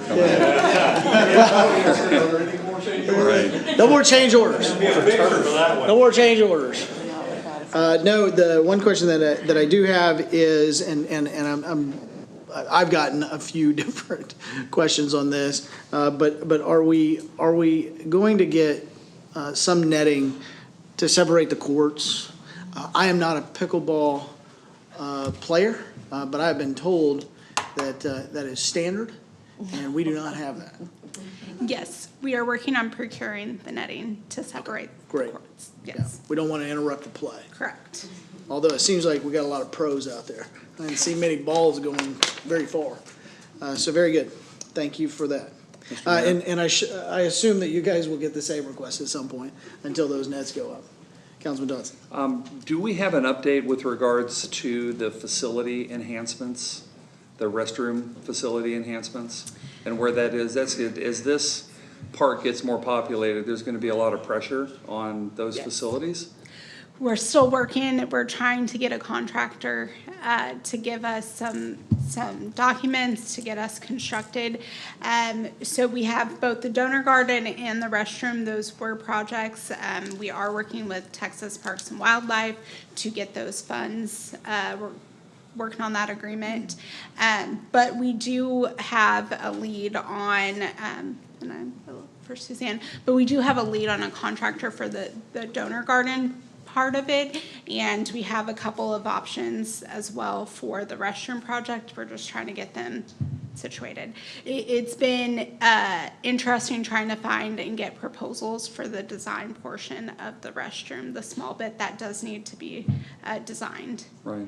Yeah. Well, as the facilities currently rest, that they're pretty under designed for the park, what we expect to maybe be the park population. But I would just encourage you all to think about, what are some reasonably upscale facilities that we can have brought in on a temporary basis, not a la the X-Iron Throne project, which was very serviceable and great amenities as well. But I'm just wondering. Yeah, we can certainly look at some temporary solutions as well. Great, thanks, Chelsea. Okay, very good. Any further questions on the park? All great questions. Moving on. Okay, and the last portion the next portion I have is the trails.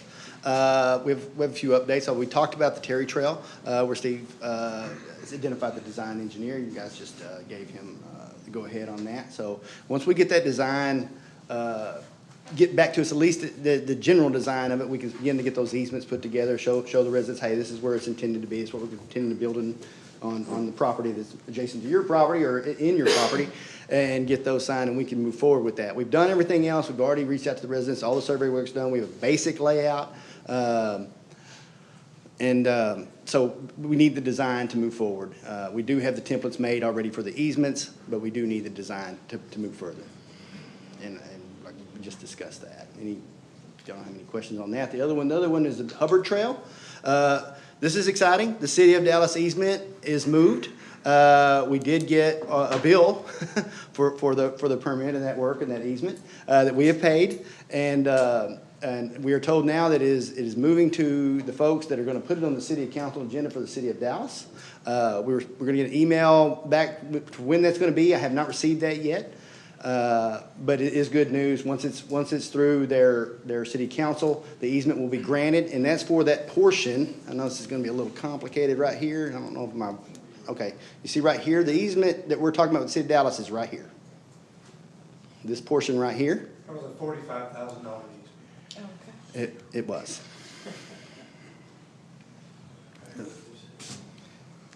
That's why. Thank you for that. Are we gonna? Loss of productivity and time has another value to add to that, but we won't go there. Okay?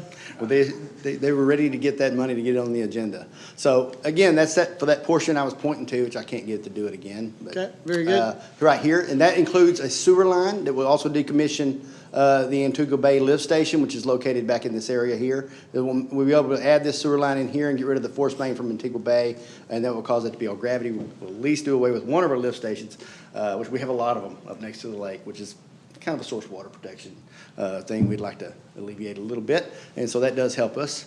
But it is for that easement and for that trail. Now, this portion, boy, this is hard here. This portion you see here is in the take line. And we're fairly certain of it. And so we've got it commissioned out already for the TMP to have that surveyed. And once we demonstrate that it is surveyed, we're going to sign a take line lease with ourselves. And we've been told by Dallas that once that occurs, we can immediately go to work and construct the rest of the trail. So once we get the survey, we attach it to our own lease, it's demonstratable, we're good to go.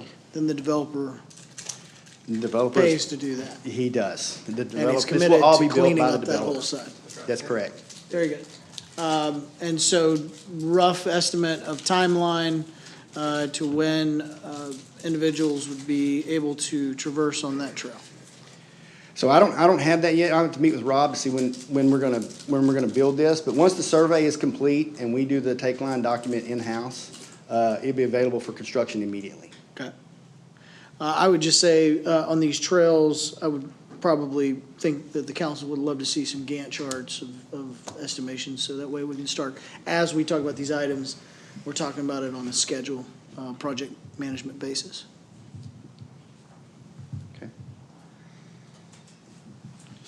Are we gonna need a representative at that Dallas City Council meeting? So my understanding is, it's not gonna be an item of discussion. Maybe It's- a consent agenda? Yeah, it'll be in a long list of others, I suppose. It's ministerial type thing is my understanding. Yeah, I'm sure it's gonna be a lot. That was my understanding. It's just always good to see the applicant, I know from personal experience. We can certainly do that. They have theirs during the day, so I'll be out, I'm sorry. Man, just like that, he was like, man, I'm in, I'm out, can't be there. All right, moving on. Could you follow up on that, Brian? We will. Yeah. For Steve, when it just to make is? sure, because I mean, if we need to be there, we need to be there, you know. Yeah, of course. Like I said, I was supposed to get an email when they could get it on the agenda. My understanding in her feedback was we would get the email when she knew it was going to be on the agenda. Okay. But we did not get one, so I'm assuming it has not been placed at this point. Okay, very good. The next one is the Candlelight Fire Flow Project. This project is what it sounds like. It's in the Candlelight District. Oh, they're off Terry, going back towards the south, off in that district. Currently, they are working all on Terry. All the water lines in this area have already been installed. They are not tied in, and some of the hydrants aren't tied in, but all the water lines are already been bored and laid. Right, pulled in. Laid is kind of makes it sound like we open cut. All this was done by boring machine, so you didn't see any large open cuts along Terry. They were all just bores, and they've already put the lines in. They're gonna start working on Candlelight, getting ready to perform that long bore, starting tomorrow. And there's a 500-foot bore that goes down to the first corner there. They're gonna begin, what you'll see is the potholes for those. And then in the coming week or so, you'll see that first bore, and then they're gonna move and go around that corner, and they're gonna do another long bore down through there. And then they'll have another crew come behind them and tie them in. But they're moving well. That project is actually one of them that is doing well. Hayes is very communicative with us and seems to be moving along. Okay. On the remaining neighborhoods or streets that are still needing fire flow addressing, I believe we were using the surplus delta from this coming under budget and pushing all those through engineering? They are. Okay, so those are in engineering. Do we have any idea on where those are from a timeline standpoint as far as progress? I don't have that information with me, Mayor, and I don't know the answer, and I don't want to tell you wrong. Okay. But we do meet with them every 2 weeks to get an update and walk through any design issues we have found, which there are some. But I'll get that information and make sure it's presented Okay, next time. yeah, I think it would be good that we continue to look at, as we isolated Candlelight Fire Flow, right? We knew going into this 2 years ago that we had a number of neighborhoods that did not have proper fire flow, dead hydrants, et cetera. And we've been able to remedy some, and then now we're pushing forward, trying to keep it within the next 3 years to get this all done and get all fire flow from the old Forney Lake water supply and getting this remedied. So if we can kind of look at them in engineering, and then also, you know, from a construction standpoint, what's the timelines and staying on that just the same. All right. Very good. If there's no questions, Council. Okay, moving on. All right, and the next one's the Public Works Building. This is a shot along the front of the building. I was taking a picture of the brickwork. They've come around from the backside on the brick and brought it along the front and done about 3 foot up all the way around the building and continue to bring that up. The interior shell, obviously the building shell has been completed. The interior framing is up. Most internal walls are complete. They've been taped, bedded. Some have already been base coated and textured and painted, but not with just with the base coat paint, not with the permanent color yet. Like I said, masonry is underway. The drop ceiling has been installed with some of the lights. We don't have the tiles in the grid, but we do have some of the lights and the skeleton of what you would see as a drop ceiling has been installed. The gas installation is scheduled for tomorrow. The electrical service installation is underway. They actually hung our transformers this afternoon.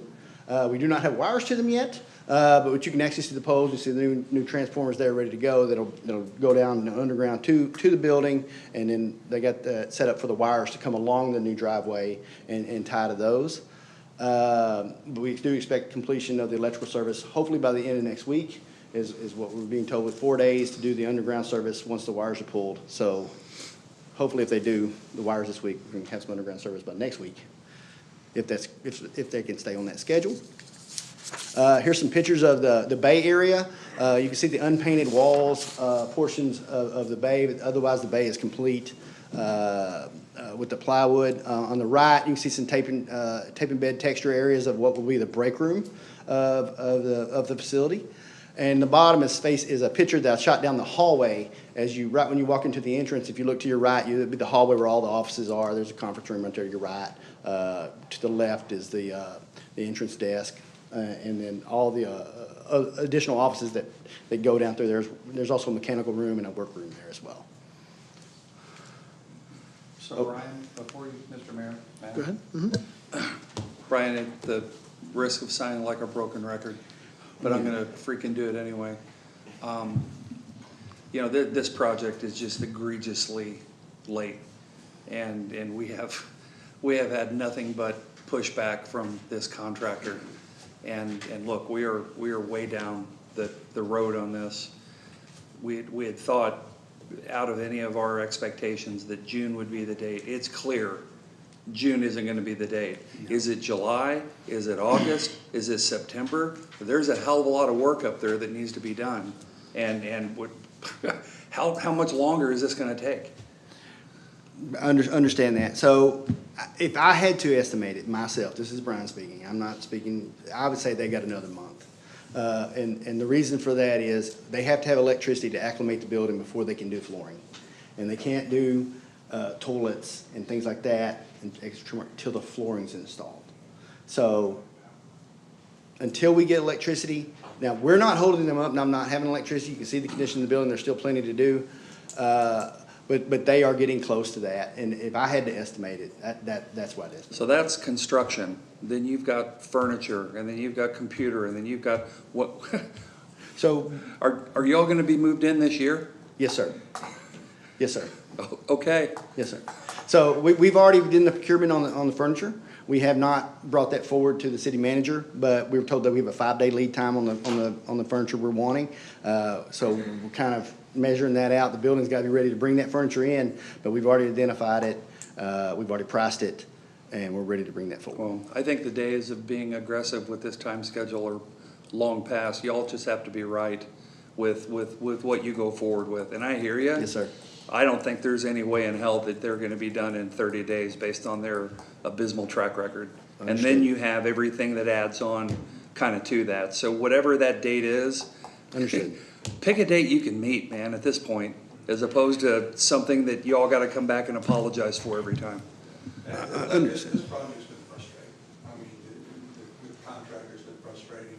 Yeah. You know, we get told different things at different times, and at a certain point, I agree with you. There's no credibility there. Yeah. All I know to do is continue to put pressure on them to get it done, and make sure they understand that we're going to be pursuing liquidated damages on this project, and we got people waiting to be in this building. Well, give yourself some grace and variance, because we know this isn't on you all. This is not a mismanagement issue. This is a contractor and a deliverability issue, right? But set yourselves up for success, because then all the compression will then fall on your shoulders with all of the things that have to be done at the end to make it move-in ready for your group to feel good about coming into a great new building and taking possession of it. Fair. So, anyway. I think that's fair. Yes, sir. They're used to hearing everything you said. That's good. Right? Yeah, very problematic. Duly noted with this contractor. Not ideal, and very disappointing so far. But at the same time, on a lighter note, they do have a new project manager on site, and they have picked up pace in comparison to prior to that. So, just trying to show a different side. Okay. I would Been note, very we do receive daily updates on this project. And I've seen more workers out here, the last month, than I've ever seen out here on this project. I mean, it's often, you'll see, 15 plus. So they're stepping all over each other, which I don't know how effective that is or how efficient that is, but they are working. I've popped in a few times, and there has been a lot of work being done. Yeah, I mean, there's no question. There's a lot of activity. I mean, it's come late. Right, agreed. Late in the game. Right? I mean, that's what's right. frustrating about it, and, I mean, we'll continue to put pressure on them to get it done. We understand the importance of it. Very good. All right. All right, so as part of our street program update, other than we did do some thermoplastic work on some striping this month, actually this week, we had a pretty significant event happen that's going to impact our street maintenance budget this time. So we had McDonald culvert collapse over here on McDonald just past Bristol Valley. So on June 8th, we got reported that the road was collapsing. DPS responded, had the road blocked off. Public Works got out there, and what we discovered is, although it looked like the road was collapsing about 3 feet from the left to the right there on that picture, that is the new culvert that's already been installed. We looked up under there, and it was actually about 3 feet from the other side of the road where there was nothing. The asphalt was just hanging over the top of the road. We immediately put up a traffic diversion program, had message boards brought out, diverted the traffic, brought in a crew from Double R. They started excavating the next morning before they could get here and start excavating. They spent all day on the 9th excavating it, pulling out the old culvert. We had a new culvert brought in from Sulphur Springs.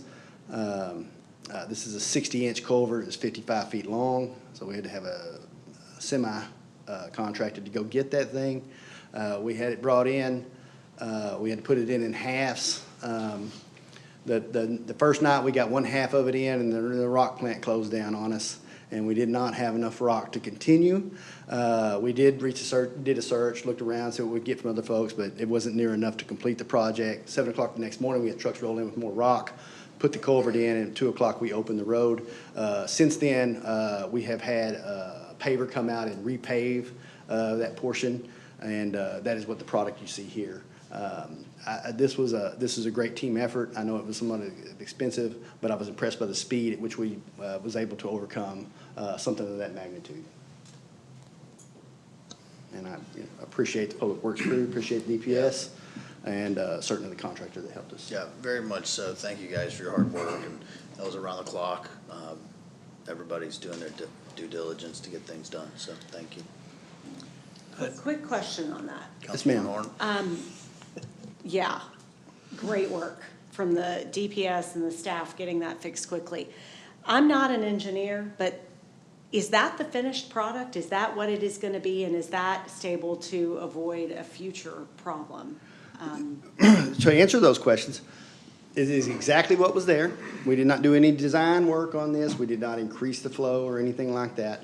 The old culvert had completely rotted on the very bottom, and I wish I'd have had a picture of it, but they hauled it out before I could even get it, and it was mangled when I did see it, so you couldn't even tell. It just looked like a ball, because I guess when they pulled it out of there, they kind of ruined it. But so you have that pipe. It's a metal pipe on the bottom, and it had rusted out completely along the bottom.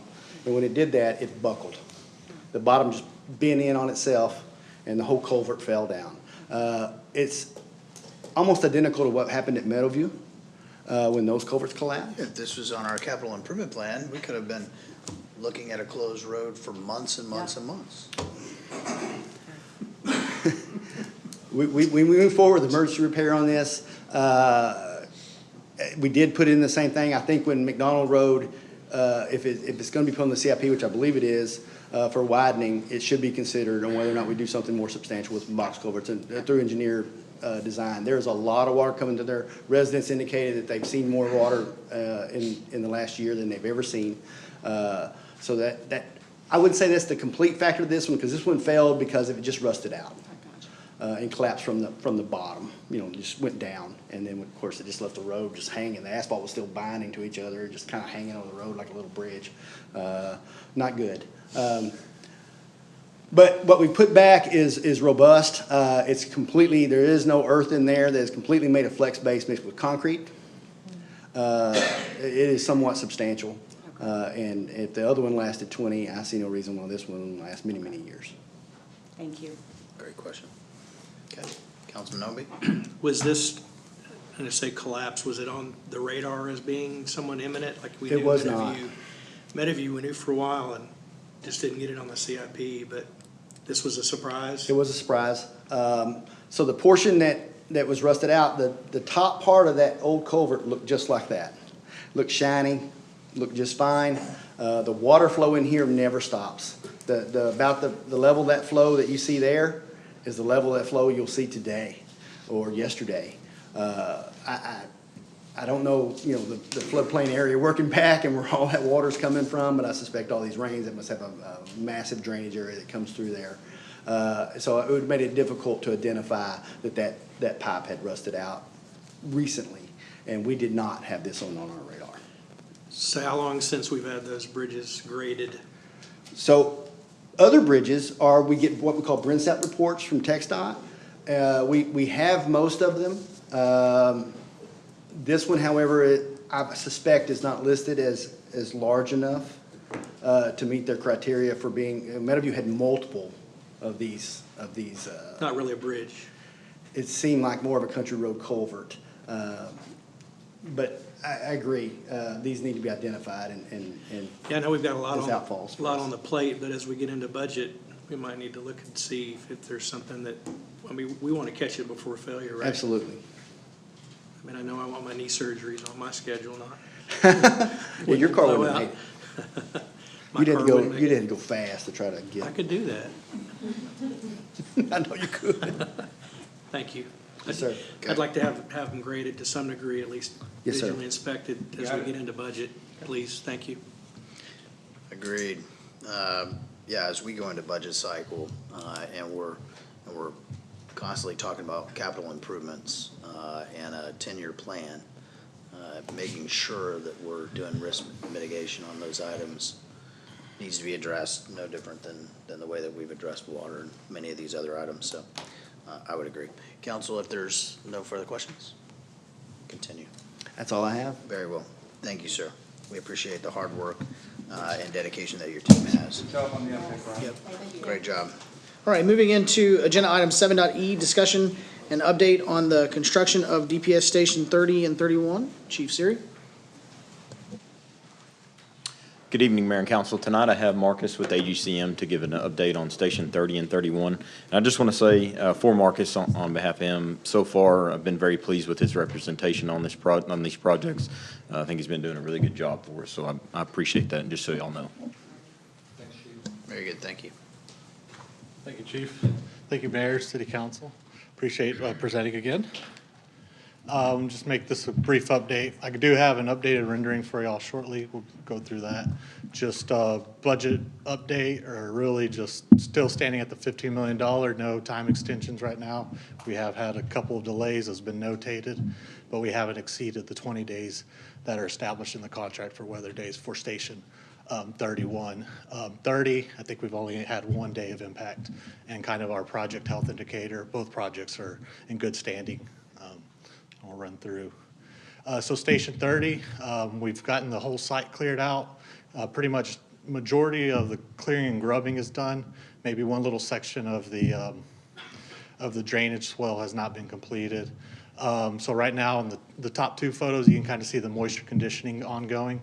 So as of right now, we're sitting about 30% complete with the moisture conditioning, thinking about another week and a half, and we'll have the moisture conditioning completed. And then just kind of the ongoing coordination items are the franchise utilities, just trying to coordinate with Encore on getting a clear pathway from the transformer from the high school to feed over to the building. And as well with coordination with AT&T and Atmos. Those are kind of our key components that we want to make sure we get addressed. And then the drainage on the north end, we're working with Public Works on getting a redesign of that component. It's not impeding any of our construction work. It's just one of our approaches, the existing outflow structure and existing swell, the elevations just didn't work out with how we originally designed. So there's just additional surveying and modifications to that that are going to need to be implemented for us to update that and proceed. So that's where we stand on Station 30. And shortly after, I got a schedule update too. Station 31, from our last meeting, we mentioned we ran through some issues on the select fill where the pad goes. Due to the issues with meeting the PI in this area, it's just been difficult. So Grossman decided to not impede the schedule anymore. So they decided to go in with FlexBase. And that's exactly what we're doing with Station 30. So that select fill issue will not be another issue just dragging on the project. So with Station 31, we have lost a couple weeks due to that issue, but still they're able to recoup, redefine their sequencing logic and their schedule, and are still no concern on meeting our established completion date of April 21st. So as of right now on 31, we pretty much have all of our underground utilities completed, our electrical underground, all the pathways, AT&T running in, water lines running into the building, all the fire lines completed. Out here, oh yeah, I forgot to mention, my drone's not working, so I didn't get nice aerials for y'all, but next one I will. So starting next week, we're planning on getting our fire lanes poured, and hopefully, or tomorrow, we're going to start doing our pier drilling, and hopefully the following week or after that, we'll start having our foundations getting completed. We're planning on having the structural steel for the building delivered about mid-July. Our goal is to at least have our fire lanes in place and foundation almost completed as soon as that steel arrives, and then placing the steel as soon as we pass our concrete breaks.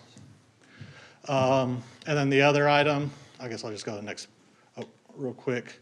This is, we had our OAC meeting on Monday, and this is the kind of the color schematics that we're going with as of right now. This was just kind of get a finalization for the mock-up on exactly what kind of brick we're going to go with. So we haven't released the colors yet, but this is just kind of envisioning of what the plan of how it's going to look.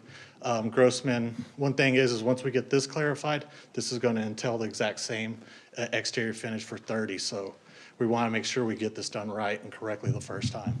So hopefully by the next meeting we'll. Sorry? No. Oh, go ahead. No amber grout. We're going dark gray grout as of right now. I just wanted to get clearance from the tower on that. Everybody keeps poking at me about being so particular on grout color, and you know what? Yeah.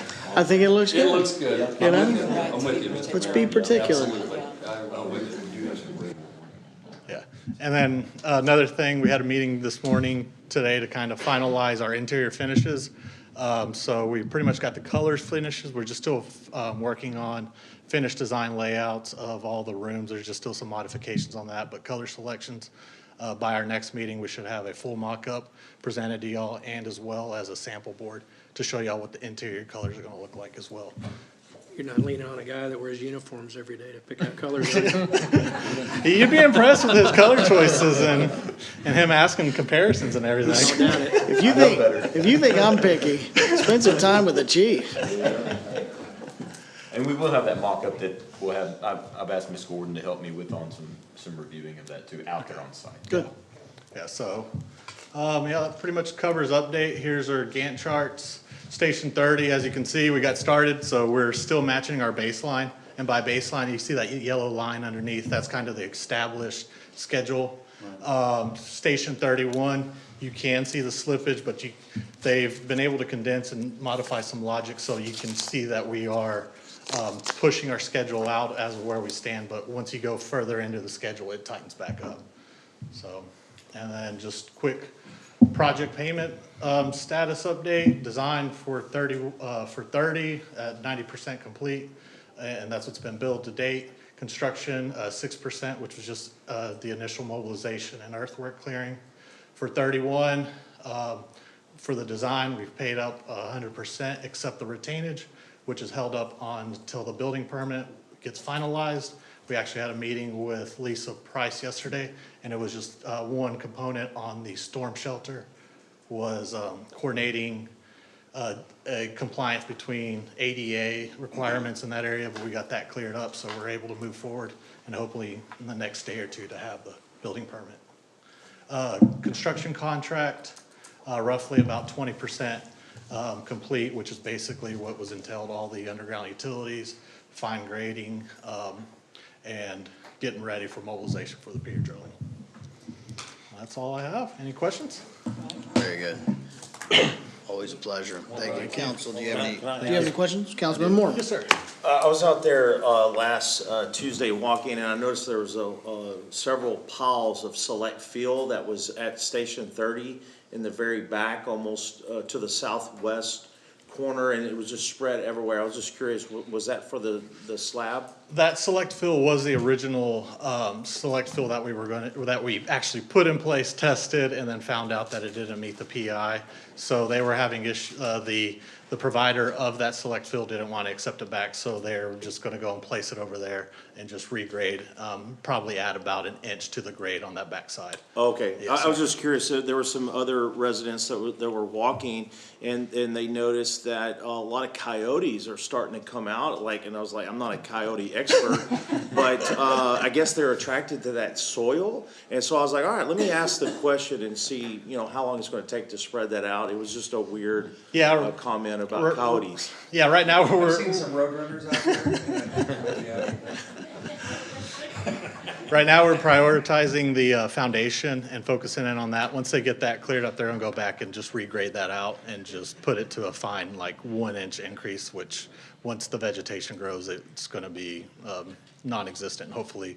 I don't know about the coyote portion, so I can't guarantee anything on that. There are some residents that really want the coyotes, and then there are some residents that I want to make really sure do everybody's not. safe, but I appreciate that. Yes. I'll let everybody know. And also on one note, we did close off one entryway into the walkway, but there is still 2 entryways on both, so it should not cause any issue for. I noticed that. I made a couple of laps because I couldn't go into that one area. It's great. Thank you, Council. All right. Okay. All right. Any other questions, Council? If there are none, thank you, sir. Thank you. Thank you. Thank you, Chief. Yes, sir. Very good. Moving into agenda item 7.f, presentation and discussion on the financial report for the month of April 30th, 2026. Mr. Ayers. Thank you, Mayor and Council. This is your April 2026 financial report. This is approximately 58.33% of the fiscal year. Here, we're looking at the general fund revenue analysis for the month of April in comparison to projections. Your property taxes are sitting at 13% of projections. The projections are sitting at $77,680. We collected $165,657 for the month of April. Your next largest revenue source in sales tax for April is $130,688, which is 113.9% of projections. Your total actual for the month is roughly 780,000. Your projections were at 543. That's 143.7%. Compares to your projections, which is sitting pretty good for the month of April. For the year to date, as of April 2026, We've collected $6.793 million in property taxes. Your projections are sitting at 6.8, or 6.8 million. That's 99.4% of projections at this point in the fiscal year. Your sales tax revenue, next largest revenue source, at 111.7%. And just looking down at the very bottom there, we're at 97.7% of projections through this point in the fiscal year. The year to date, the actual to budget, we're sitting at roughly 9.7 million total revenue. That's 79.8% of your total budget for this fiscal year. And if we look at the previous fiscal year, we were at 8.8, roughly 8.9 million through this point of the fiscal year at 84.5%. So we're coming out a little hot on revenue? Just based on the percentage completion in the calendar year or budget year? Well, in comparison to last year, I mean, you had if you take this into account, we're at 10.5 million for the budget, and we're at 12.2. I think at this point we're doing pretty good. We're at 79.8%, but we're trending a little bit lower as far as the trajectory than the previous fiscal year. And the lion's share of that's going to be related to those plan review fees where we have over budgeted revenue on that. Right, understood. Yeah, that's a line item of question. So I'm not necessarily seeing a remediation plan. The variance is primarily due to that timing and activity of those, and staff will continue to monitor those trends. But what are we doing strategically because I know that there are some, we've been doing plan review, and for those that may or may not remember, the state's changed in the way in which that can be a fee assessed based upon percentage. Now it needs to be based upon hours of service operating. You're right. So maybe you can walk us through, because we've been kind of talking about this for a series of months. I'm not really seeing a trend to remedy this line item. So what's the strategy to assist us in this pretty large delta? You want to speak to what staff's doing internally? And I want to be Very clear, very healthy, very healthy. doing great, wonderful work. Okay, but on this one line item, I mean, we gotta call a spade a spade. It's a problem. We There's no missed, question. we missed the target on the budget. State changed some rules and we needed to pivot. And I'm just waiting for that process to explain, how are we pivoting? What's the timeline? And what should we expect in this budget to remediate? Are we gonna capture some or all? We're going to capture some, Mayor. And if you'll recall, we had discussed, we had put in some process improvements to take care of this line item exactly.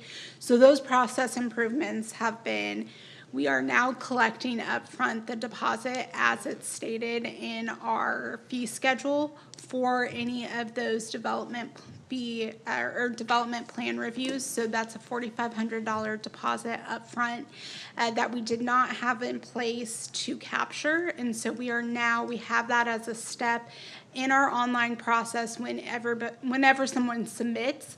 We're also directing all submittals to go through our online permitting process, which had not been done. They were being submitted outside of the system, so we weren't capturing any of that information.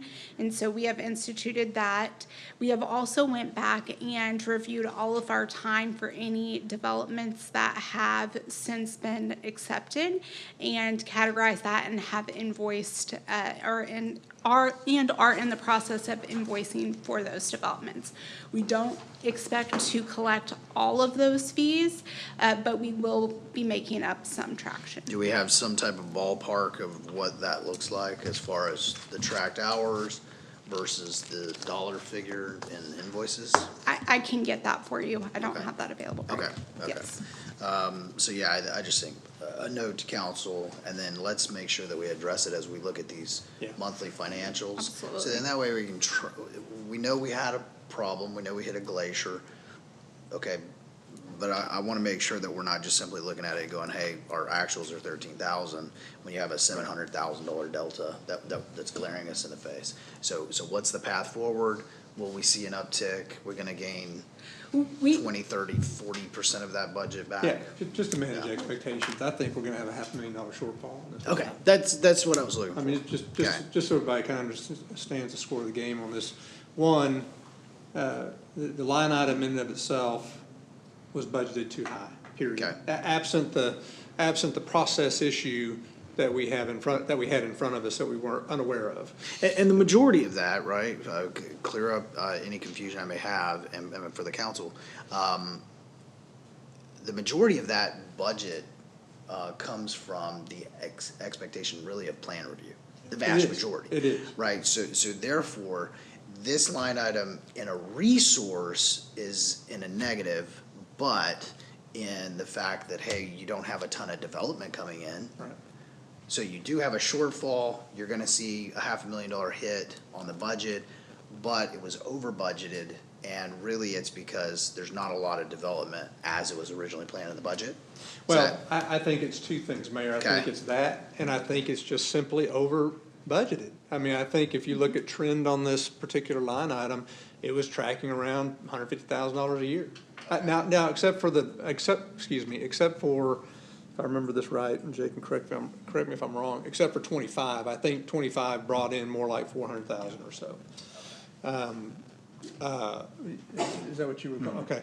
But years prior to that, it didn't generate that kind of revenue. And so it was an error in budgeting. That's one issue.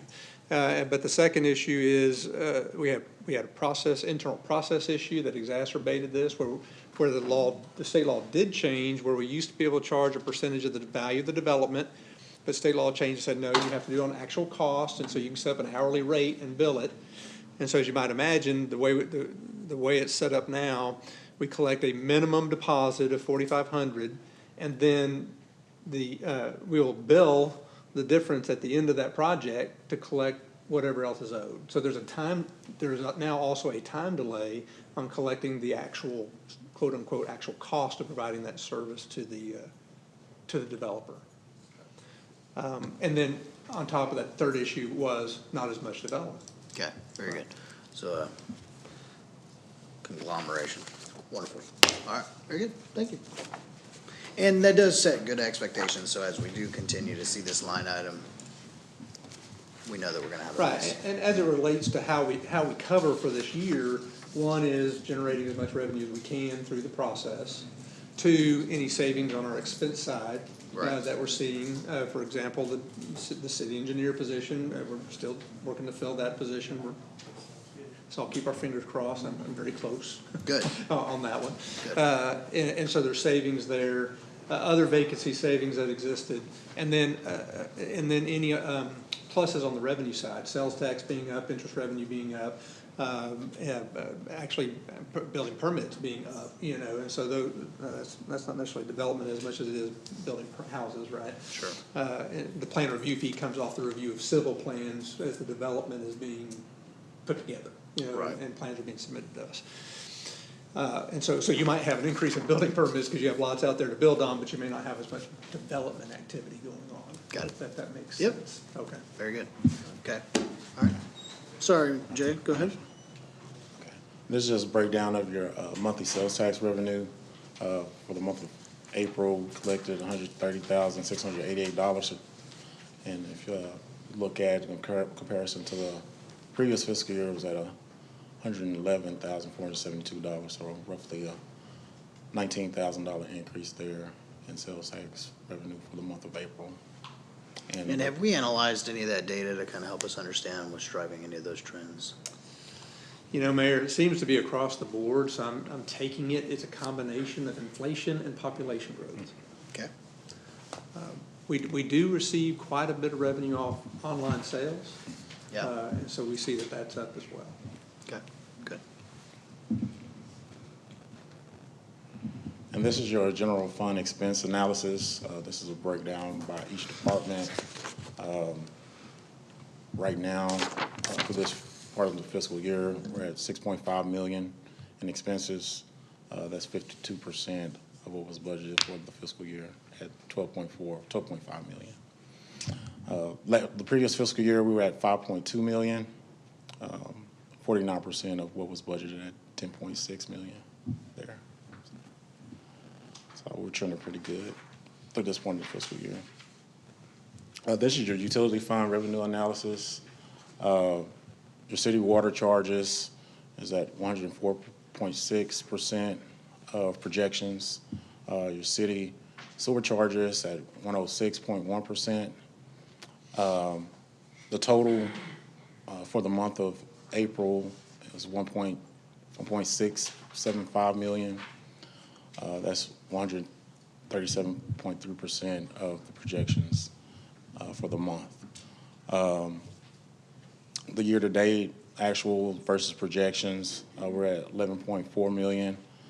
In comparison to the projections at 11.2, that's 101.8%. In comparison to the projection, then you have here just next to it the budget versus actuals at 11.4 million. We budgeted 22 million for the fiscal year. That's at 51.8%.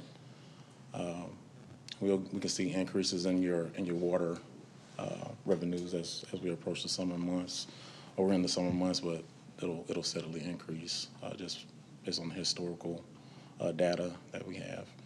In comparison to the previous fiscal year, we were at 8.8 million. We budgeted 15.5 million. That was 57% of the budget. And this is your graph for your city water charges. As you can see there in the green, it's still trending above the black trend line there that you see in the graph. For the month of April, we collected $657,702 in month of April. City water charges, in comparison to last year, it was at $397,657. And we do take into account that 24% increase in your water charges for this fiscal year. Are we looking at utilization in comparison to revenue? Obviously, you would assume, right, it's mirroring your utilization rates. However, the variable in this year versus last year or previous years is a rate change. Yeah. So well, that's one of them. I'll have to take a closer look at the consumption. Okay. Might be good just as we look at this is to look at consumption in a comparison, right? So we can see what those changes have done. I mean, the good news is that water revenue is tracking 34% above last year, which we anticipated 24%, as you may recall, because of the rate increase. Well, but and my point, I know you might be heading there, but as we've talked about in council and even offline, is that we want to be very, very cognizant of, we've done these rate changes. We're trying to address all of these capital improvements that we're doing. And so one thing that I think we have to be very good stewards of is making sure that we're watching the trend for what we're capturing versus the utilization versus the need, right? Because we want to really be cognizant of all of these rates as we're looking at secondary funding from the state and other ways to create compression. So that's why I'm specifically just saying a consumption bar chart would go well with this. You got it. Okay, and this is your utility fund expenses by department. Total expenses is at 11.1 million. That's 52% of what was budgeted for this fiscal year at 21.5 million. In comparison to last year, we were at 63%. Budget is 17.6 million. We expended 11.1. So they're trending pretty much the same in the expenses so far through the fiscal year. This is your fund balance summary. Your total operating funds are at 27.8 million. The two largest operating funds, the general fund and the utility fund, sitting at roughly 23 million, a little over 23 million. Your reserve funds at 1.27. Your your capital bond, your bond and capital project funds are at 40 million. Internal service fund, your general and utility equipment replacement fund are at 830,000. And your special purpose funds are sitting at 1.5 for a total of 71.6 million of in fund balance for all your funds at this point in the fiscal year. And that ends my presentation. If you have any questions, please feel free to ask them. So. All right, very good. Council, do you have any questions for staff? Excuse me. All right, if there are no questions, then we can move on into our next agenda item, 7.g, discussion and update on the development of the annual budget and plan of municipal services for fiscal year 26 and 27. Okay, at this point, we're finishing up the internal budget reviews for department heads and with the assistant and city manager for the FY27 budget. Today, going to just giving you an update, and we'll be doing the same update with the Finance and Audit Advisory Board tomorrow in their meeting. We're going to get all the projections for this fiscal year, as well as the budgeted revenues and all of the data that goes along with building the preliminary proposed budget. We're going to get that submitted to City Council and submitted to Norman, the City Secretary, on July 7th. We'll present the proposed budget at the July 14th regular City Council meeting, along with the proposed tax rate. We'll have the the public hearing on the proposed tax rate, on the proposed budget, July 15th. The deadline to file the proposed budget is July 18th. July 21st, 2026, we'll have a special session to discuss the proposed budget, and the tax rolls are due from the Rockwall Central Appraisal District on July 25th. And those special sessions are only if council wants to have them. If we get far enough into the budget and council's comfortable with it, and we don't need to have a special session, if the council doesn't feel like it's necessary, we don't have to have it. It's just we're providing some opportunities on the calendar in the event council says, hey, we'd like to have a deeper dive on capital, or we want a deeper dive on operations, or whatever the case may be. That's why we put those on the calendar. This council knows that I love some special sessions. So July 28th, we'll have a hearing discussion on the proposed budget. August 3rd, we'll send out the notice of public hearing on the proposed tax rate. And then we have another special session for City Council to discuss the proposed budget on August the 4th. And August the 11th, we're planning to have the adoption of the proposed budget and hearing the adoption of the tax rate. And just reviewing some major CIP projects that we're looking at as we roll into the FY27 fiscal year. You have your key drive improvements and lateral drive improvements. These are your combo drainage and roadway improvements, totaling roughly $3.8 million. You have the citywide street improvements program, which has been huge this fiscal year. We're planning to continue that into FY27. In the 10-year capital plan, we had allocated $1 million, a little over $1 million for citywide street improvements. And in relations to the water plan, you have the elevated storage tank. That's roughly $7.9 million. The ground storage tank at the OPC was $6.3 million. And water wells 2 through 4 at $22.2 million.